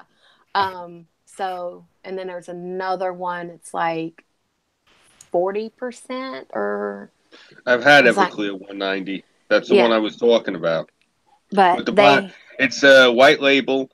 With the middle of it, it has a black circle with an ear of corn in the middle of it. But look, yeah, they banned the sale or possession of Everclear here in North Carolina. That sort of makes me happy. I mean, look, you guys know me. I drink the whiskey, but I do enjoy the flavor of it, and even some of the bourbons like that Wild Turkey Rare Breed, that's pushing 60% alcohol. It's getting really hard to drink it. Yeah. You know what I mean? Like, there is a certain richness to it, but if you're not already familiar, it's not gonna. Yeah, it's just fucking alcohol, right? I don't understand why 190 proof alcohol. Like, oh yeah, no, you can really. oh, is that apple? No, it's like it's immediately anesthetizing. That's it. You smell Yeah. nothing. You taste nothing. You put in alcohol. You may as well go for a rubbing alcohol. Yeah. Yeah. Kleenex hold it in your mouth, Whatever right? there is. Yeah, well, that was my opinion. Like when people would start whipping out the 151, because at that point I'm like, it's an endurance contest. At that point, when you're drinking with somebody with 151, it's like, okay, which one of you is going to ignite first? And it's one of those things. Like, I mean, look, I'm a beach bum as much as the next person who grew up around here on the ocean. I can dig my rum too, but rum is one of those things. I think rum is part of the reason I was getting gout. Was because of how damn brown the liquor is. Because rum is made from cane sugar, so you get to burst your bubble, but they no longer make Bacardi 151. It has been discontinued. I ain't bursting my bubble. I gave up on it years ago. It says Bacardi 151 is a discontinued brand of highly alcoholic rum made by Bacardi Limited of Hamilton, Bermuda. It is named for its alcohol proof of 151, that is 75.5% alcohol by volume. Bacardi 151 was sold in the U.S. from at least 1963 until 2016 when its production was discontinued. Why is that wanting to fall? So I am definitely going to the liquor store tomorrow and looking. I'm gonna go grab a bottle. I know there's one. There's got to be one lying around here. one hidden bottle just in the back of a storeroom somewhere. Well, if it got discontinued in 2016, I guarantee you they didn't sell off everything on the shelf. That's not exactly a fast moving product.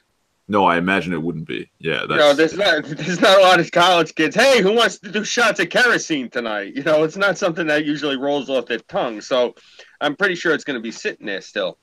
But I will mention one thing. I used to drink this years ago, and it's a very rare one to find because Jose Cuervo, they don't make too much of it. It's a tequila blanco. It's a white tequila. And it's got a picture of a crow on the label. And it's a very small batch tequila that they make.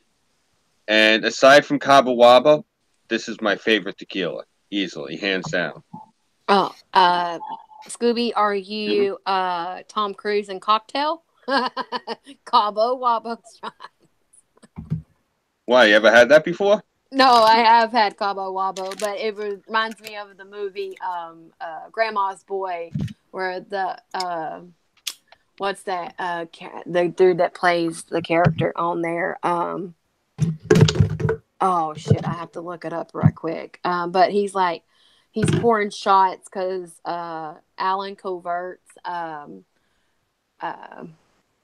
character is having a party because he lives with his grandma and stuff, and they have. Mm-hmm. And the guy, hold on just a sec, Grandma's Boy. Let's see. I own a copy of it. Oh, I fucking love that movie. Yeah, So Alan do I. Covert, Nick Swartzen. Dante's his name. Peter Dante is who plays Dante. And he's pouring the shots. He's like, yeah, I feel like I'm Tom Cruise in Cocktail. And he's pouring Cabo Wabo shots, and the guy that plays Dr. Shokla, he's like, somebody's ass getting laid tonight. But you were talking about Cabo Wabo and shit like that, so I was like, are you Scooby, are you Tom Cruise in Cocktail? Well, I used to drink it straight out the bottle. Oh man.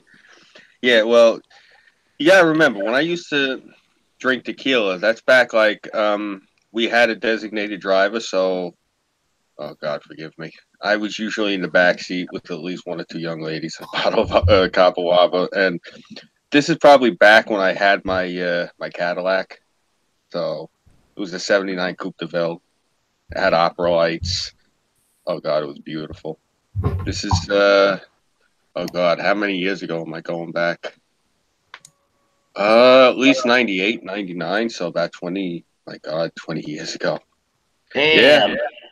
Yeah, it was a long time ago, man. And oh my God, it was good times. I miss it so much. Yeah, the only thing I miss about that, I guess, is because not even like fuck Manhattan. Who gives a shit about that friggin' island? Honestly, it's like going into a police state over there.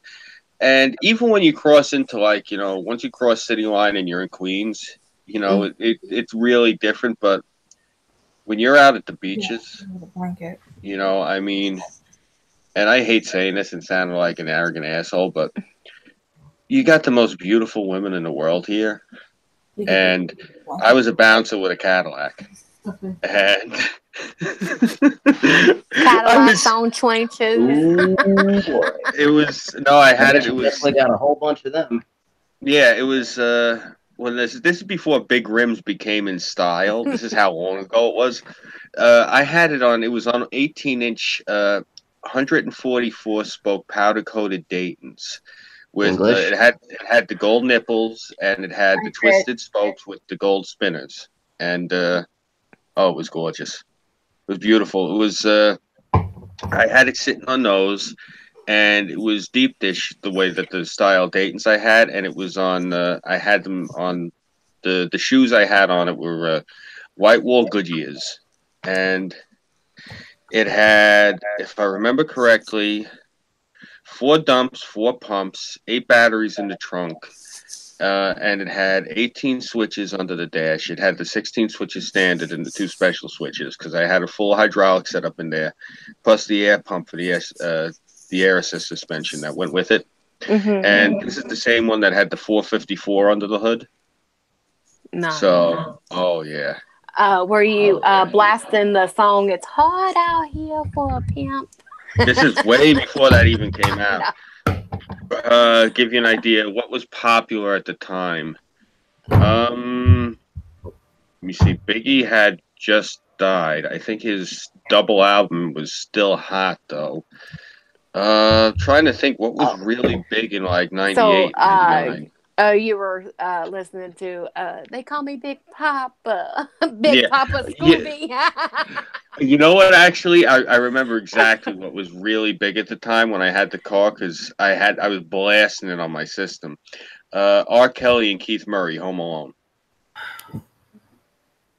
Yeah, that's a local favorite. It was big here on like in the Northeast.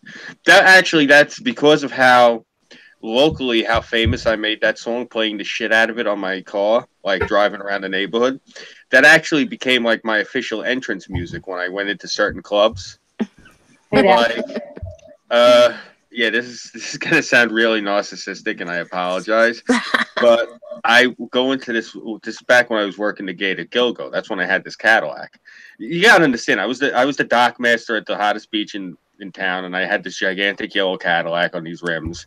I mean, oh my god, yeah. You said yellow. Was it like canary yellow?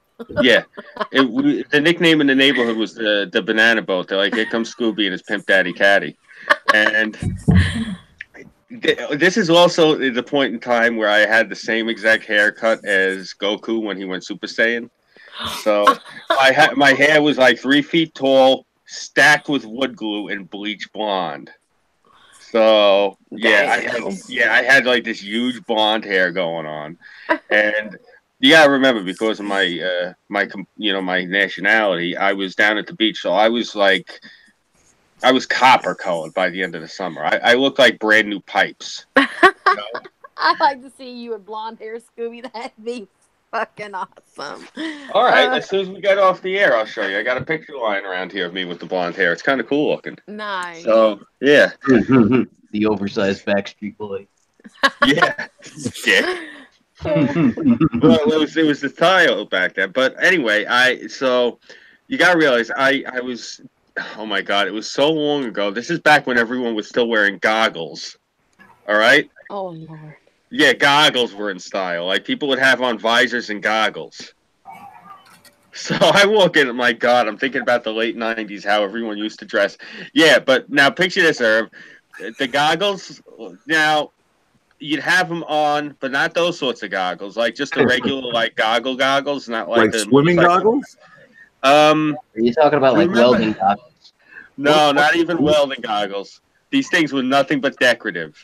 They were like the ones that you would buy as part of a costume. Like, Did you talk about like the cyber goth goggles and shit like yep, that? yep. Oh, like But with steampunk Oh, goggles. okay. almost Okay. like the steampunk ones, but not. You'd see actually there's a movie that came out in that era called Can't Hardly Wait, I and remember. Oh yeah, with Jennifer Love Hewitt. That was like one of my favorite movies. Seth Green's character has on a pair of those goggles. Yeah, I remember. And I remember my boy around the corner, we had a ball tormenting him because this video came out and everyone thought it was hysterical because it was the Offspring, Pretty Fly for a White Guy. Mm-hmm. And he's literally the guy is wearing my boy's shirt in that video, my Nike hat, and my friend's goggles, and he's driving my car. So we started teasing my friend, like, "What did you do? You went and stole his goggles and my hat and car?" But like That's actually literally, funny as fuck. yeah. But anyway, so that was the style back then, was the goggles and the visor, and it was, oh god, it's so stupid looking back on it. So I remember go walking into the club, and I'm wearing baggy shorts. Think about this, baggy short, right? Baggy shorts, right? I'm wearing these baggy shorts with one of these stupid belt buckles on. That's from like it's a car seat belt. Oh yeah, I remember. I have one of those I still have belts. one of those. I fucking love those. Like those And are I had awesome. years ago. And I had my wallet chain, and my wallet chain was actually an 8-foot dog chain for walking the dog. So this thing is actually like ankle length. And I was wearing at the time, because they were popular, all the different surfer necklaces and the chain with the lock, Mm-hmm. because it was still in style at the time. But all my shit was gold. And I'm wearing a wife beater and a Hawaiian shirt with these goggles and this fucking visor. And I'm describing and the 5-finger gloves. And I'm describing how ridiculous this outfit looks because I want you to understand, I was the hottest dressed guy that walked into this place. This is literally what the style was at the time. Well, right? Scooby, I've seen what you look like off air. I can imagine that because you are very, very good looking, very sexy. So I thank can you. imagine that. So Thank you. I appreciate you're that. very welcome. But what I'm saying is, I walk into the place, and my boy was the DJ at the time, so he sees me, and my God, I'm lucky I didn't turn into an egomaniacal lunatic, because I drive up in that fucking ridiculous bright ass highlighter yellow car, right? I mean, it looks like a jumbo taxi. So I get out of this thing and I go walking in dressed in this ridiculous getup. Like, oh god, what was the name of I don't remember the name of the clothing company that made the shirt, but you used to be able to buy it at Pacific Sunwear. And it was one of those blue Hawaiian shirts that they had, but if you turned a certain way, it would blind everyone in the room. Like, was it Quicksilver? No. I think it might have been Quicksilver. I believe it or not, I still have the shirt. I showed all the shirts on air like last year, and everyone was like, they couldn't believe how shiny these things were. So I go in, I'm wearing all this shit, and like the bouncers, they stop me and they're asking me for ID at the door, and my boy's up in the booth and he sees me, and he cuts the record right then and there, throws the spot on me, and throws on Keith Murray and R. Kelly, Home Alone. It's like, oh shit, Scooby's in the like that. And like, because I used to work with this guy up over at the pizzeria, and oh man, like it was really an awesome time to be like alive. It was like at that. I think, let me see, Gore was running for office at the time. Well, no, this was after this. Yeah, the towers had already dropped. No, this is right before the towers dropped. Summer 2001. I'm remembering. Towers hadn't dropped yet. Oh man, it was a whole different time. The PacSun brands, tell me if there's Quicksilver, Hurley, O'Neill, Billabong, Roxy, but they've expanded to include skate and streetwear like Volcom, Vans, Converse, RVCA, DC Shoes, Wesk, WESC, Nike, Diamond Supply Company, Young and Reckless, and Enjoy, spelled ENJOI, plus many more. So that shirt you were talking about it would either have to be Quicksilver or probably Billabong. It might be a Billabong. You got to remember, it's from 20 years ago. Yeah. So it might not even be a company that the company itself might have been out of business. Like, to give you an idea, when I used to shop at this place, there was still a company called Mr. Rags, a whole store rather. And I was actually working at the mall. I wound up working at the mall a lot, unfortunately, as I got older. And holy shit, first try, there's the shirt. Let's see. Oh, okay, hold on, give me a second. Get this thing off the hook. And what company is this? Get it back to the light here. It is Street Culture. Yeah, I don't think that. Okay. Yeah, I haven't seen that brand, and because I like PacSun, because I like Quicksilver and Billabong and Roxy. I like which those are my three favorite to buy. Besides, all right, it's midnight, so I want to announce that for the haters that are watching or will watch, Sunday, 31st, or excuse me, 30th of December, we will be allowing on those that want to come on, but one at a time. Any that decide to try and spam jump in will be kicked, except for the one that was invited on. You guys have said, oh, let us have the link. Let us have the link. We never went into your shit to do that.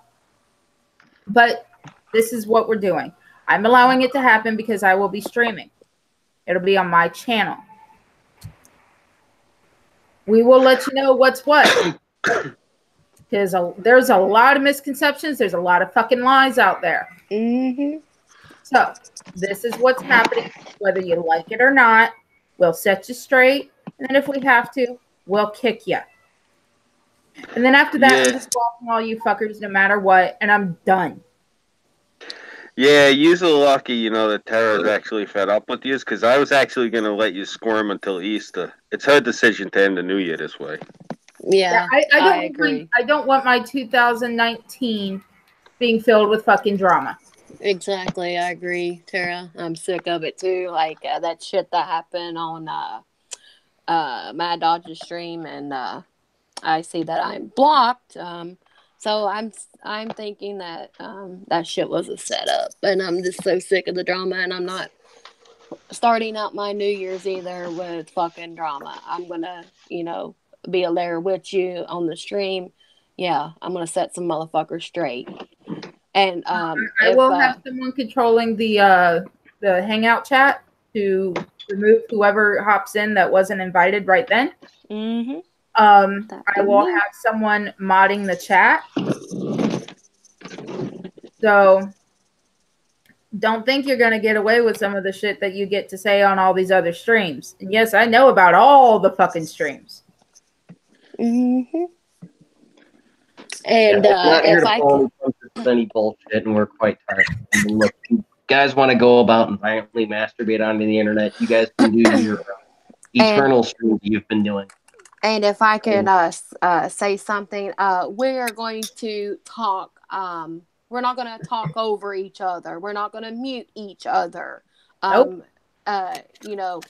You say what you got to say, and then we'll refute it and set you fucking straight.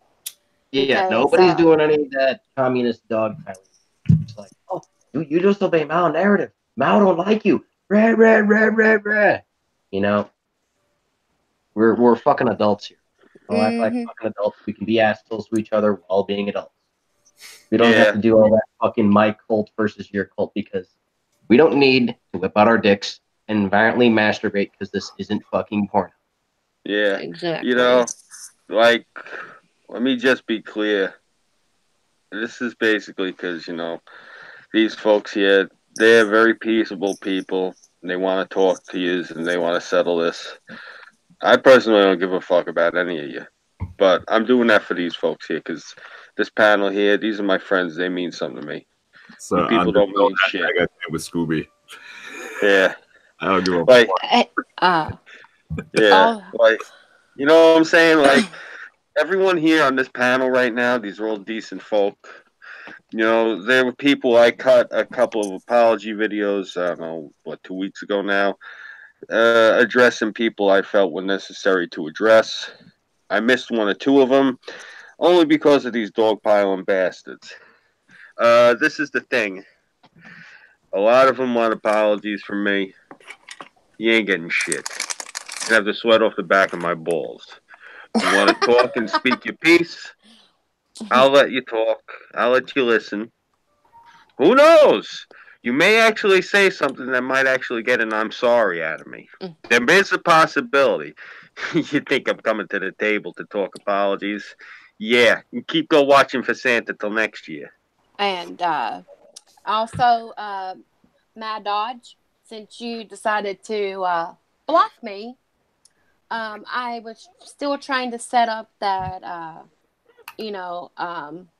chat with you and Scooby, and I found that you blocked me. Scooby was willing to talk to you tomorrow. Well, today, since it's after 12, around lunchtime or early afternoon, or on Saturday all day. But since you went ahead and got block happy, like I was, I told you I would set it up, when I got a chance to talk to Scooby. And Scooby, it's up to you. He still wants to talk to you. As far as I know, he did, but I'll talk to the guy earlier I'll tonight. say it here on the air. I'm willing to talk to him. I tried to message him back, and then I found out I'm blocked. I'm willing to talk to any of these people. I said that already. Just, talk means, you come and we're going to speak. Doesn't mean you show up and you're going to sit there with your hands crossed and say, well, and I say, what the fuck you mean? Well, I'm waiting for my apology, because you're going to keep waiting. You want to talk? We'll talk. But you show up and you say, well, you wasted your time and mine, because I'll hang up. So. Yeah, we've been acting like everything's normal because that's what we should be. You haven't been sitting here doing 10-hour streams, 12-hour streams, 15-hour streams, just shit talking just so that you can Jerry Springer up a whole bunch of people to watch our shit. We're above and beyond that. We can be civilized even though we're a bunch of eccentric psychotic. Or at least I am. Because, fuck me for not being the norm, but you know what? And, you're a good person, man. And Scooby, you said, some of them might show up to, because they want an apology and they can wait till Christmas or whatever. No, I have a joke or, a saying, waiting on Scooby to apologize is like waiting on rain in a drought. No. Waiting on Scooby to apologize is like waiting for Tara to say I'm sorry. I'm actually the first one. If I'm wrong, I will apologize. But this is the thing. I'm not wrong, so they can all go pound sand. I mean, you got to understand these are useless and disappointing people. So, because waiting on them to do something is waiting on rain in a drought, useless and disappointing. So, it is. It is. Yeah, we're not going to blindly apologize to people. I know everyone's pissed about this or pissed about, all of us were upset about something. Somebody said something to piss somebody else off. We can all sort it out like adults. If they don't want to sort out like adults, let them continue to do the very long streams while they do their fucking spurgonomic gymnastics and get autistic medals of eccentricism or eccentricism or however the fuck you pronounce it. If they want spectrum-based medals, let them make their own spectrum-based medals. I'm not going to compete in an Olympics of who can be the biggest internet dramatic goat pouring sodomite or whatever. I have a thing called gainful employment. So, and let me make something clear. I am not, and I repeat, I am not disavowing Scooby for anyone. If you come on wanting me to do that, I'm going to tell you to go fuck yourselves, because I've not disavowed Scooby or any of these people on this stream, and I'm not going to do it, like, for anyone, because I'm going to tell you to go get fucked. Can I address that just for a second? Mm-hmm. If that isn't clear by this point, what the fuck are we even doing? Yeah. Well, let me just say this right now. I disavow Scooby. He owes me $5. Fuck him. So. Say it. So no one can say I did it publicly. No one can say I didn't disavow Scooby. There they go. I gave my reason. Only because he owes me a striptease. Oh, that ain't fair. That ain't fair.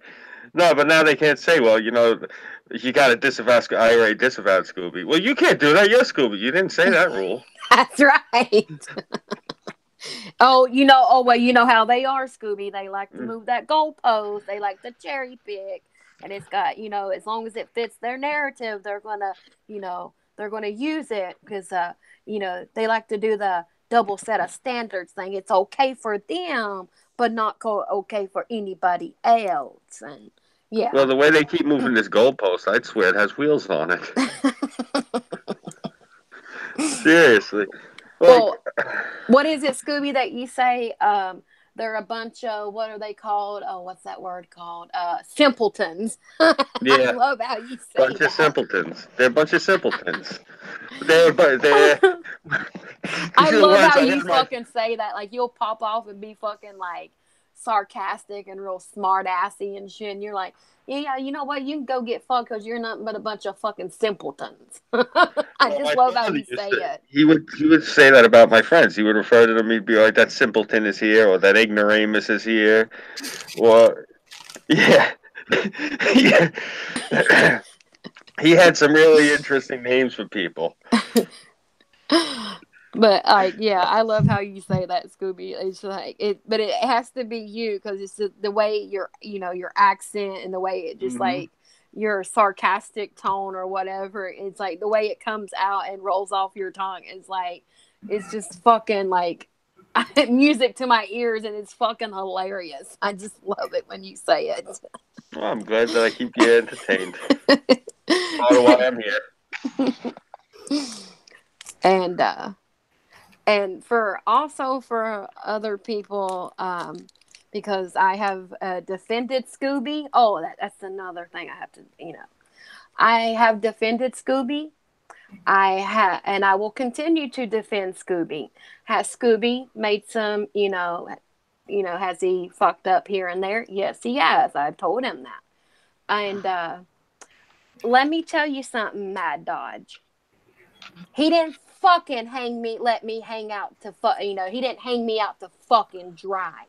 I know what the fuck I was getting into. I know that when you open that, your stream for basically open mic, and to anybody out there that thinks Mad Dodge kicked you, no, bitches, I kicked you. And since I'm on mobile, it didn't say in the chat because my chat's different. I kicked you, bitches. I kicked Cass, Trippy, let's see. And then after I left that stream, I continued to kick people. Yeah, suck on that, bitches. But if Mad Dodge, I don't have no problems with you, dude. But now that you blocked me, I, think that shit, you set that shit up, and, that was, you had that shit planned, and he didn't leave me out to dry, hang me out to dry.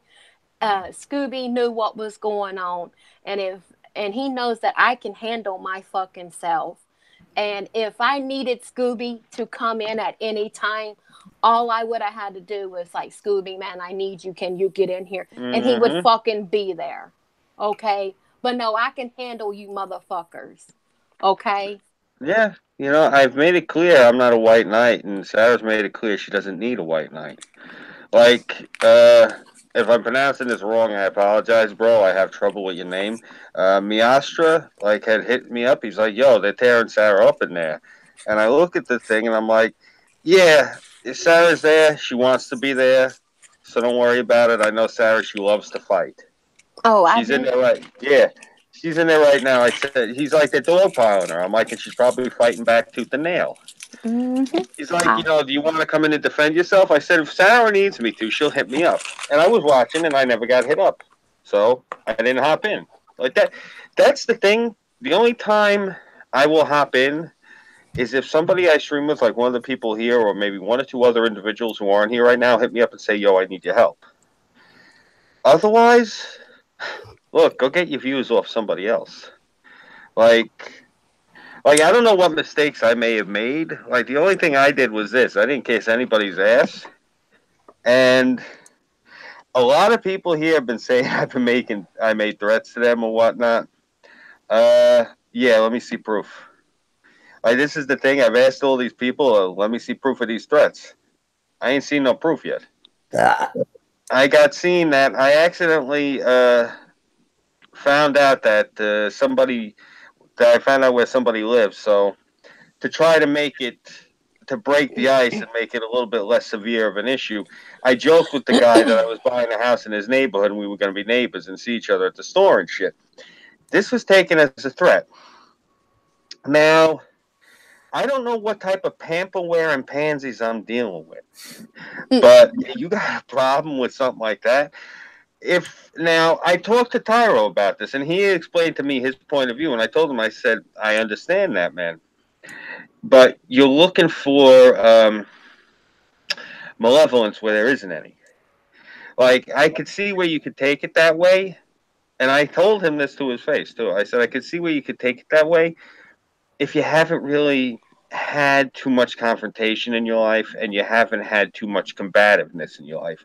What I mean by that is a lot of you folks out there have never really had to deal with hard confrontation. If me saying, "Hey, guess what? I found out where you live. I'm buying a house in your neighborhood. We're going to be neighbors," is your idea of a threat, bro, then you got to get out more. Any of you folks out there who were thinking that, because seriously, I've listened to some of these streams, bits and pieces. I don't want to humor these fucking people really, and I'll be honest, I can't listen to them talk. But I've listened to bits and pieces of this shit. Holy shit, you people would get backhanded if you came around here. Not by me either. Not by me. That ain't me being a tough guy. In my neighborhood, not just even in my neighborhood, in this general area, we could go to a different neighborhood than mine. But generally, you come into any bar around here, and unless it's a bar that's got like doilies instead of coasters, well, all right. First off, if you're in a bar with coasters, yeah, that's the first thing.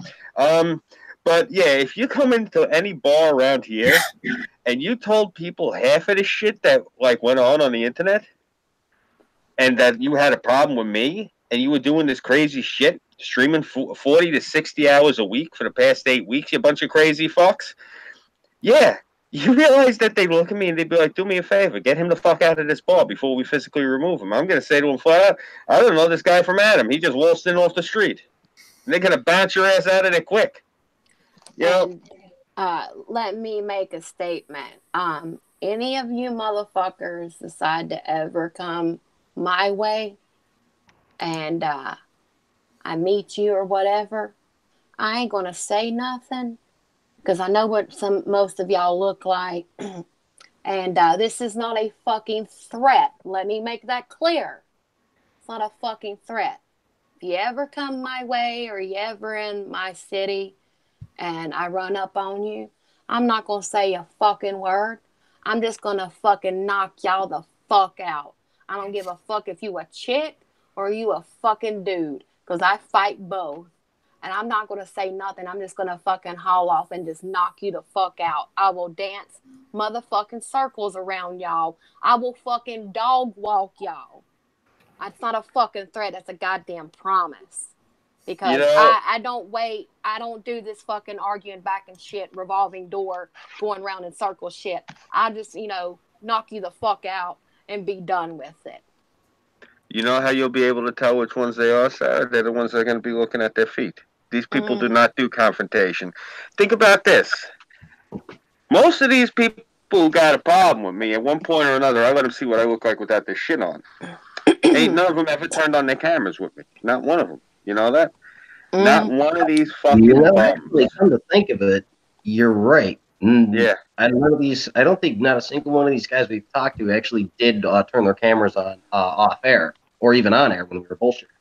Yeah, When off we all air, yeah, did. because No. And they're bums. That's why. yeah, they couldn't fight their way out of a wet paper bag. And But they Scooby, can let stream me in 150 hours does.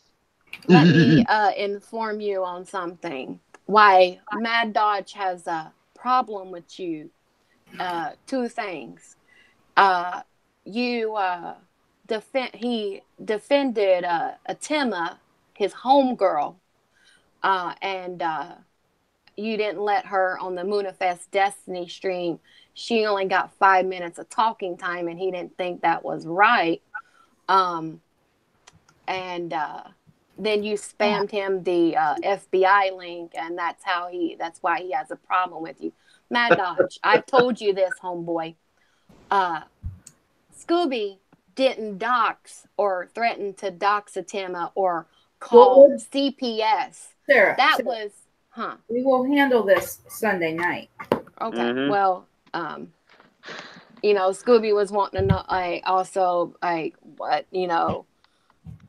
why Mad Dodge had a problem with him, but he says, I mean, he can tell me, Sarah. We will address all of that. Yeah. Sunday night. Now, I appreciate you trying to inform me, Sarah, but I meant any of them who have a problem with me, they can tell me. Okay. That's all. All right. That's good. We cool. No, I know that. No, I'm agreeing with you. No, okay. That's cool. Yeah, of course. No. Like, this is the thing. They all say they don't like me. They all say they got problems and reasons. They're not going to come talk to me. Because they know that they got no reasons. And they know that their problems are bullshit. And that's what that is. So, yeah. Any of you got a problem with me, come talk to me. I'm willing to talk. And y'all could do that on the Sunday stream. Yep, because I'm into my new year right. Mm-hmm. Hell yeah. But, yeah. And if y'all have any problems you want to address with me, oh, baby, I'm game. And I'll see y'all on the Sunday stream because I will be here, as I'm always here streaming with these fine, decent, good-hearted people, because these people on this stream have more heart in one ass cheek than y'all do in y'all's entire fucking body. And I will defend these people to the day I fucking die, because I've gotten to know these people, and they are fucking good-hearted, decent people. But of course, y'all don't see that. You only see what you want to see. You're looking, but you're not really seeing. And you have your fucking issues, and you need to go see Dr. Phil, or go see a fucking therapist, whatever. Go check yourself in onto the fucking 7th floor, because y'all got some fucking issues with yourself. And that's all I gotta say. But I'll see y'all on Sunday stream.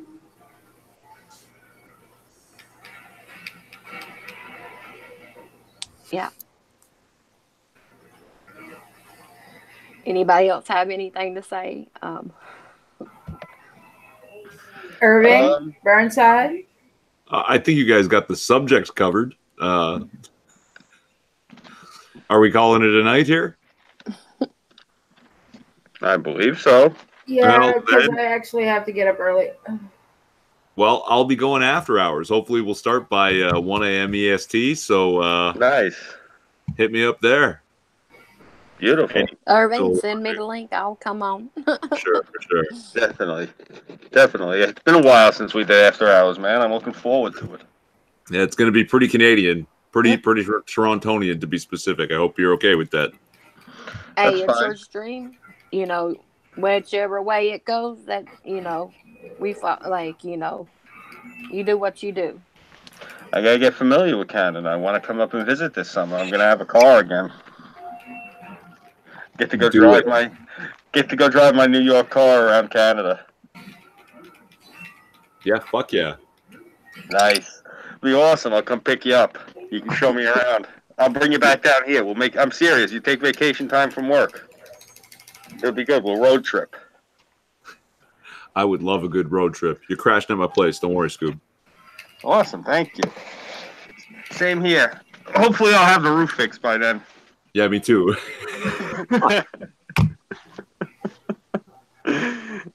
Oh, man. Tara, you calling it or what? Yep. Burnside, are you there? Yeah, despite technical difficulties doing this, that, and the other, yeah, for the most part, I'm here. I just figured I'd let everyone get the rest of the, Oh, do my thing. Oh, yep. All right. All right, well, I'm the editor, John Pepe of the Burnside Film Project, and by popular demand and by hopefully not running into further technical difficulties, we will be getting to Backline within the next few days. So we will be working on episode 6, and we do have enough for episode 6 and 7.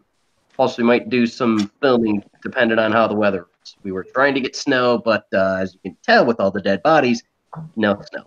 It's a very warm and bloody winter in Chicago. Hey, us too. All right. Irving, show your shit. Yeah, I did. We're going after hours. Sarah. I'm Queenie the Dick Doxer, or AKA Queen of the South. You can find me here on YouTube. You can find me on Discord. I'll address you motherfuckers on the Sunday stream. And yeah, that's it. Scooby 331. Oh, you guys know the deal. I'm Scooby331. You can follow me here on YouTube on my channel. I am on Minds.com, Gab AI.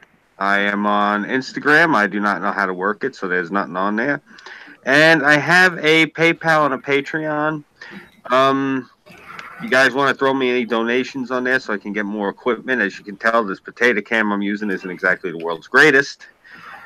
Yeah, I'm going to try to be putting up some videos this week coming. I'll be honest, I'm really busy trying to tie everything up for this end of the year. I did want to try to go into the city and go into Manhattan and try to film a few things to put up.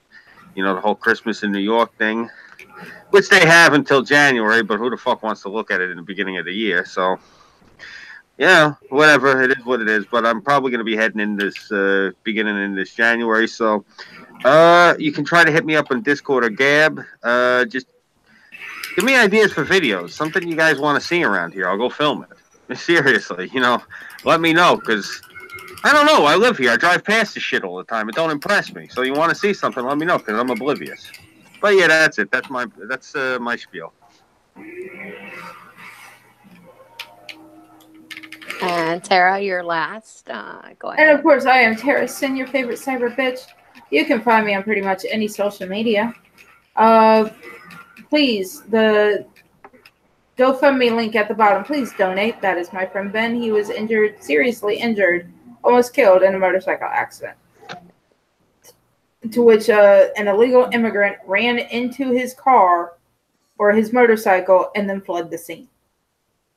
So please help him out. Everybody have a good night, and I hope you enjoyed watching me and my brother game. Night. Bye. Long and prosper.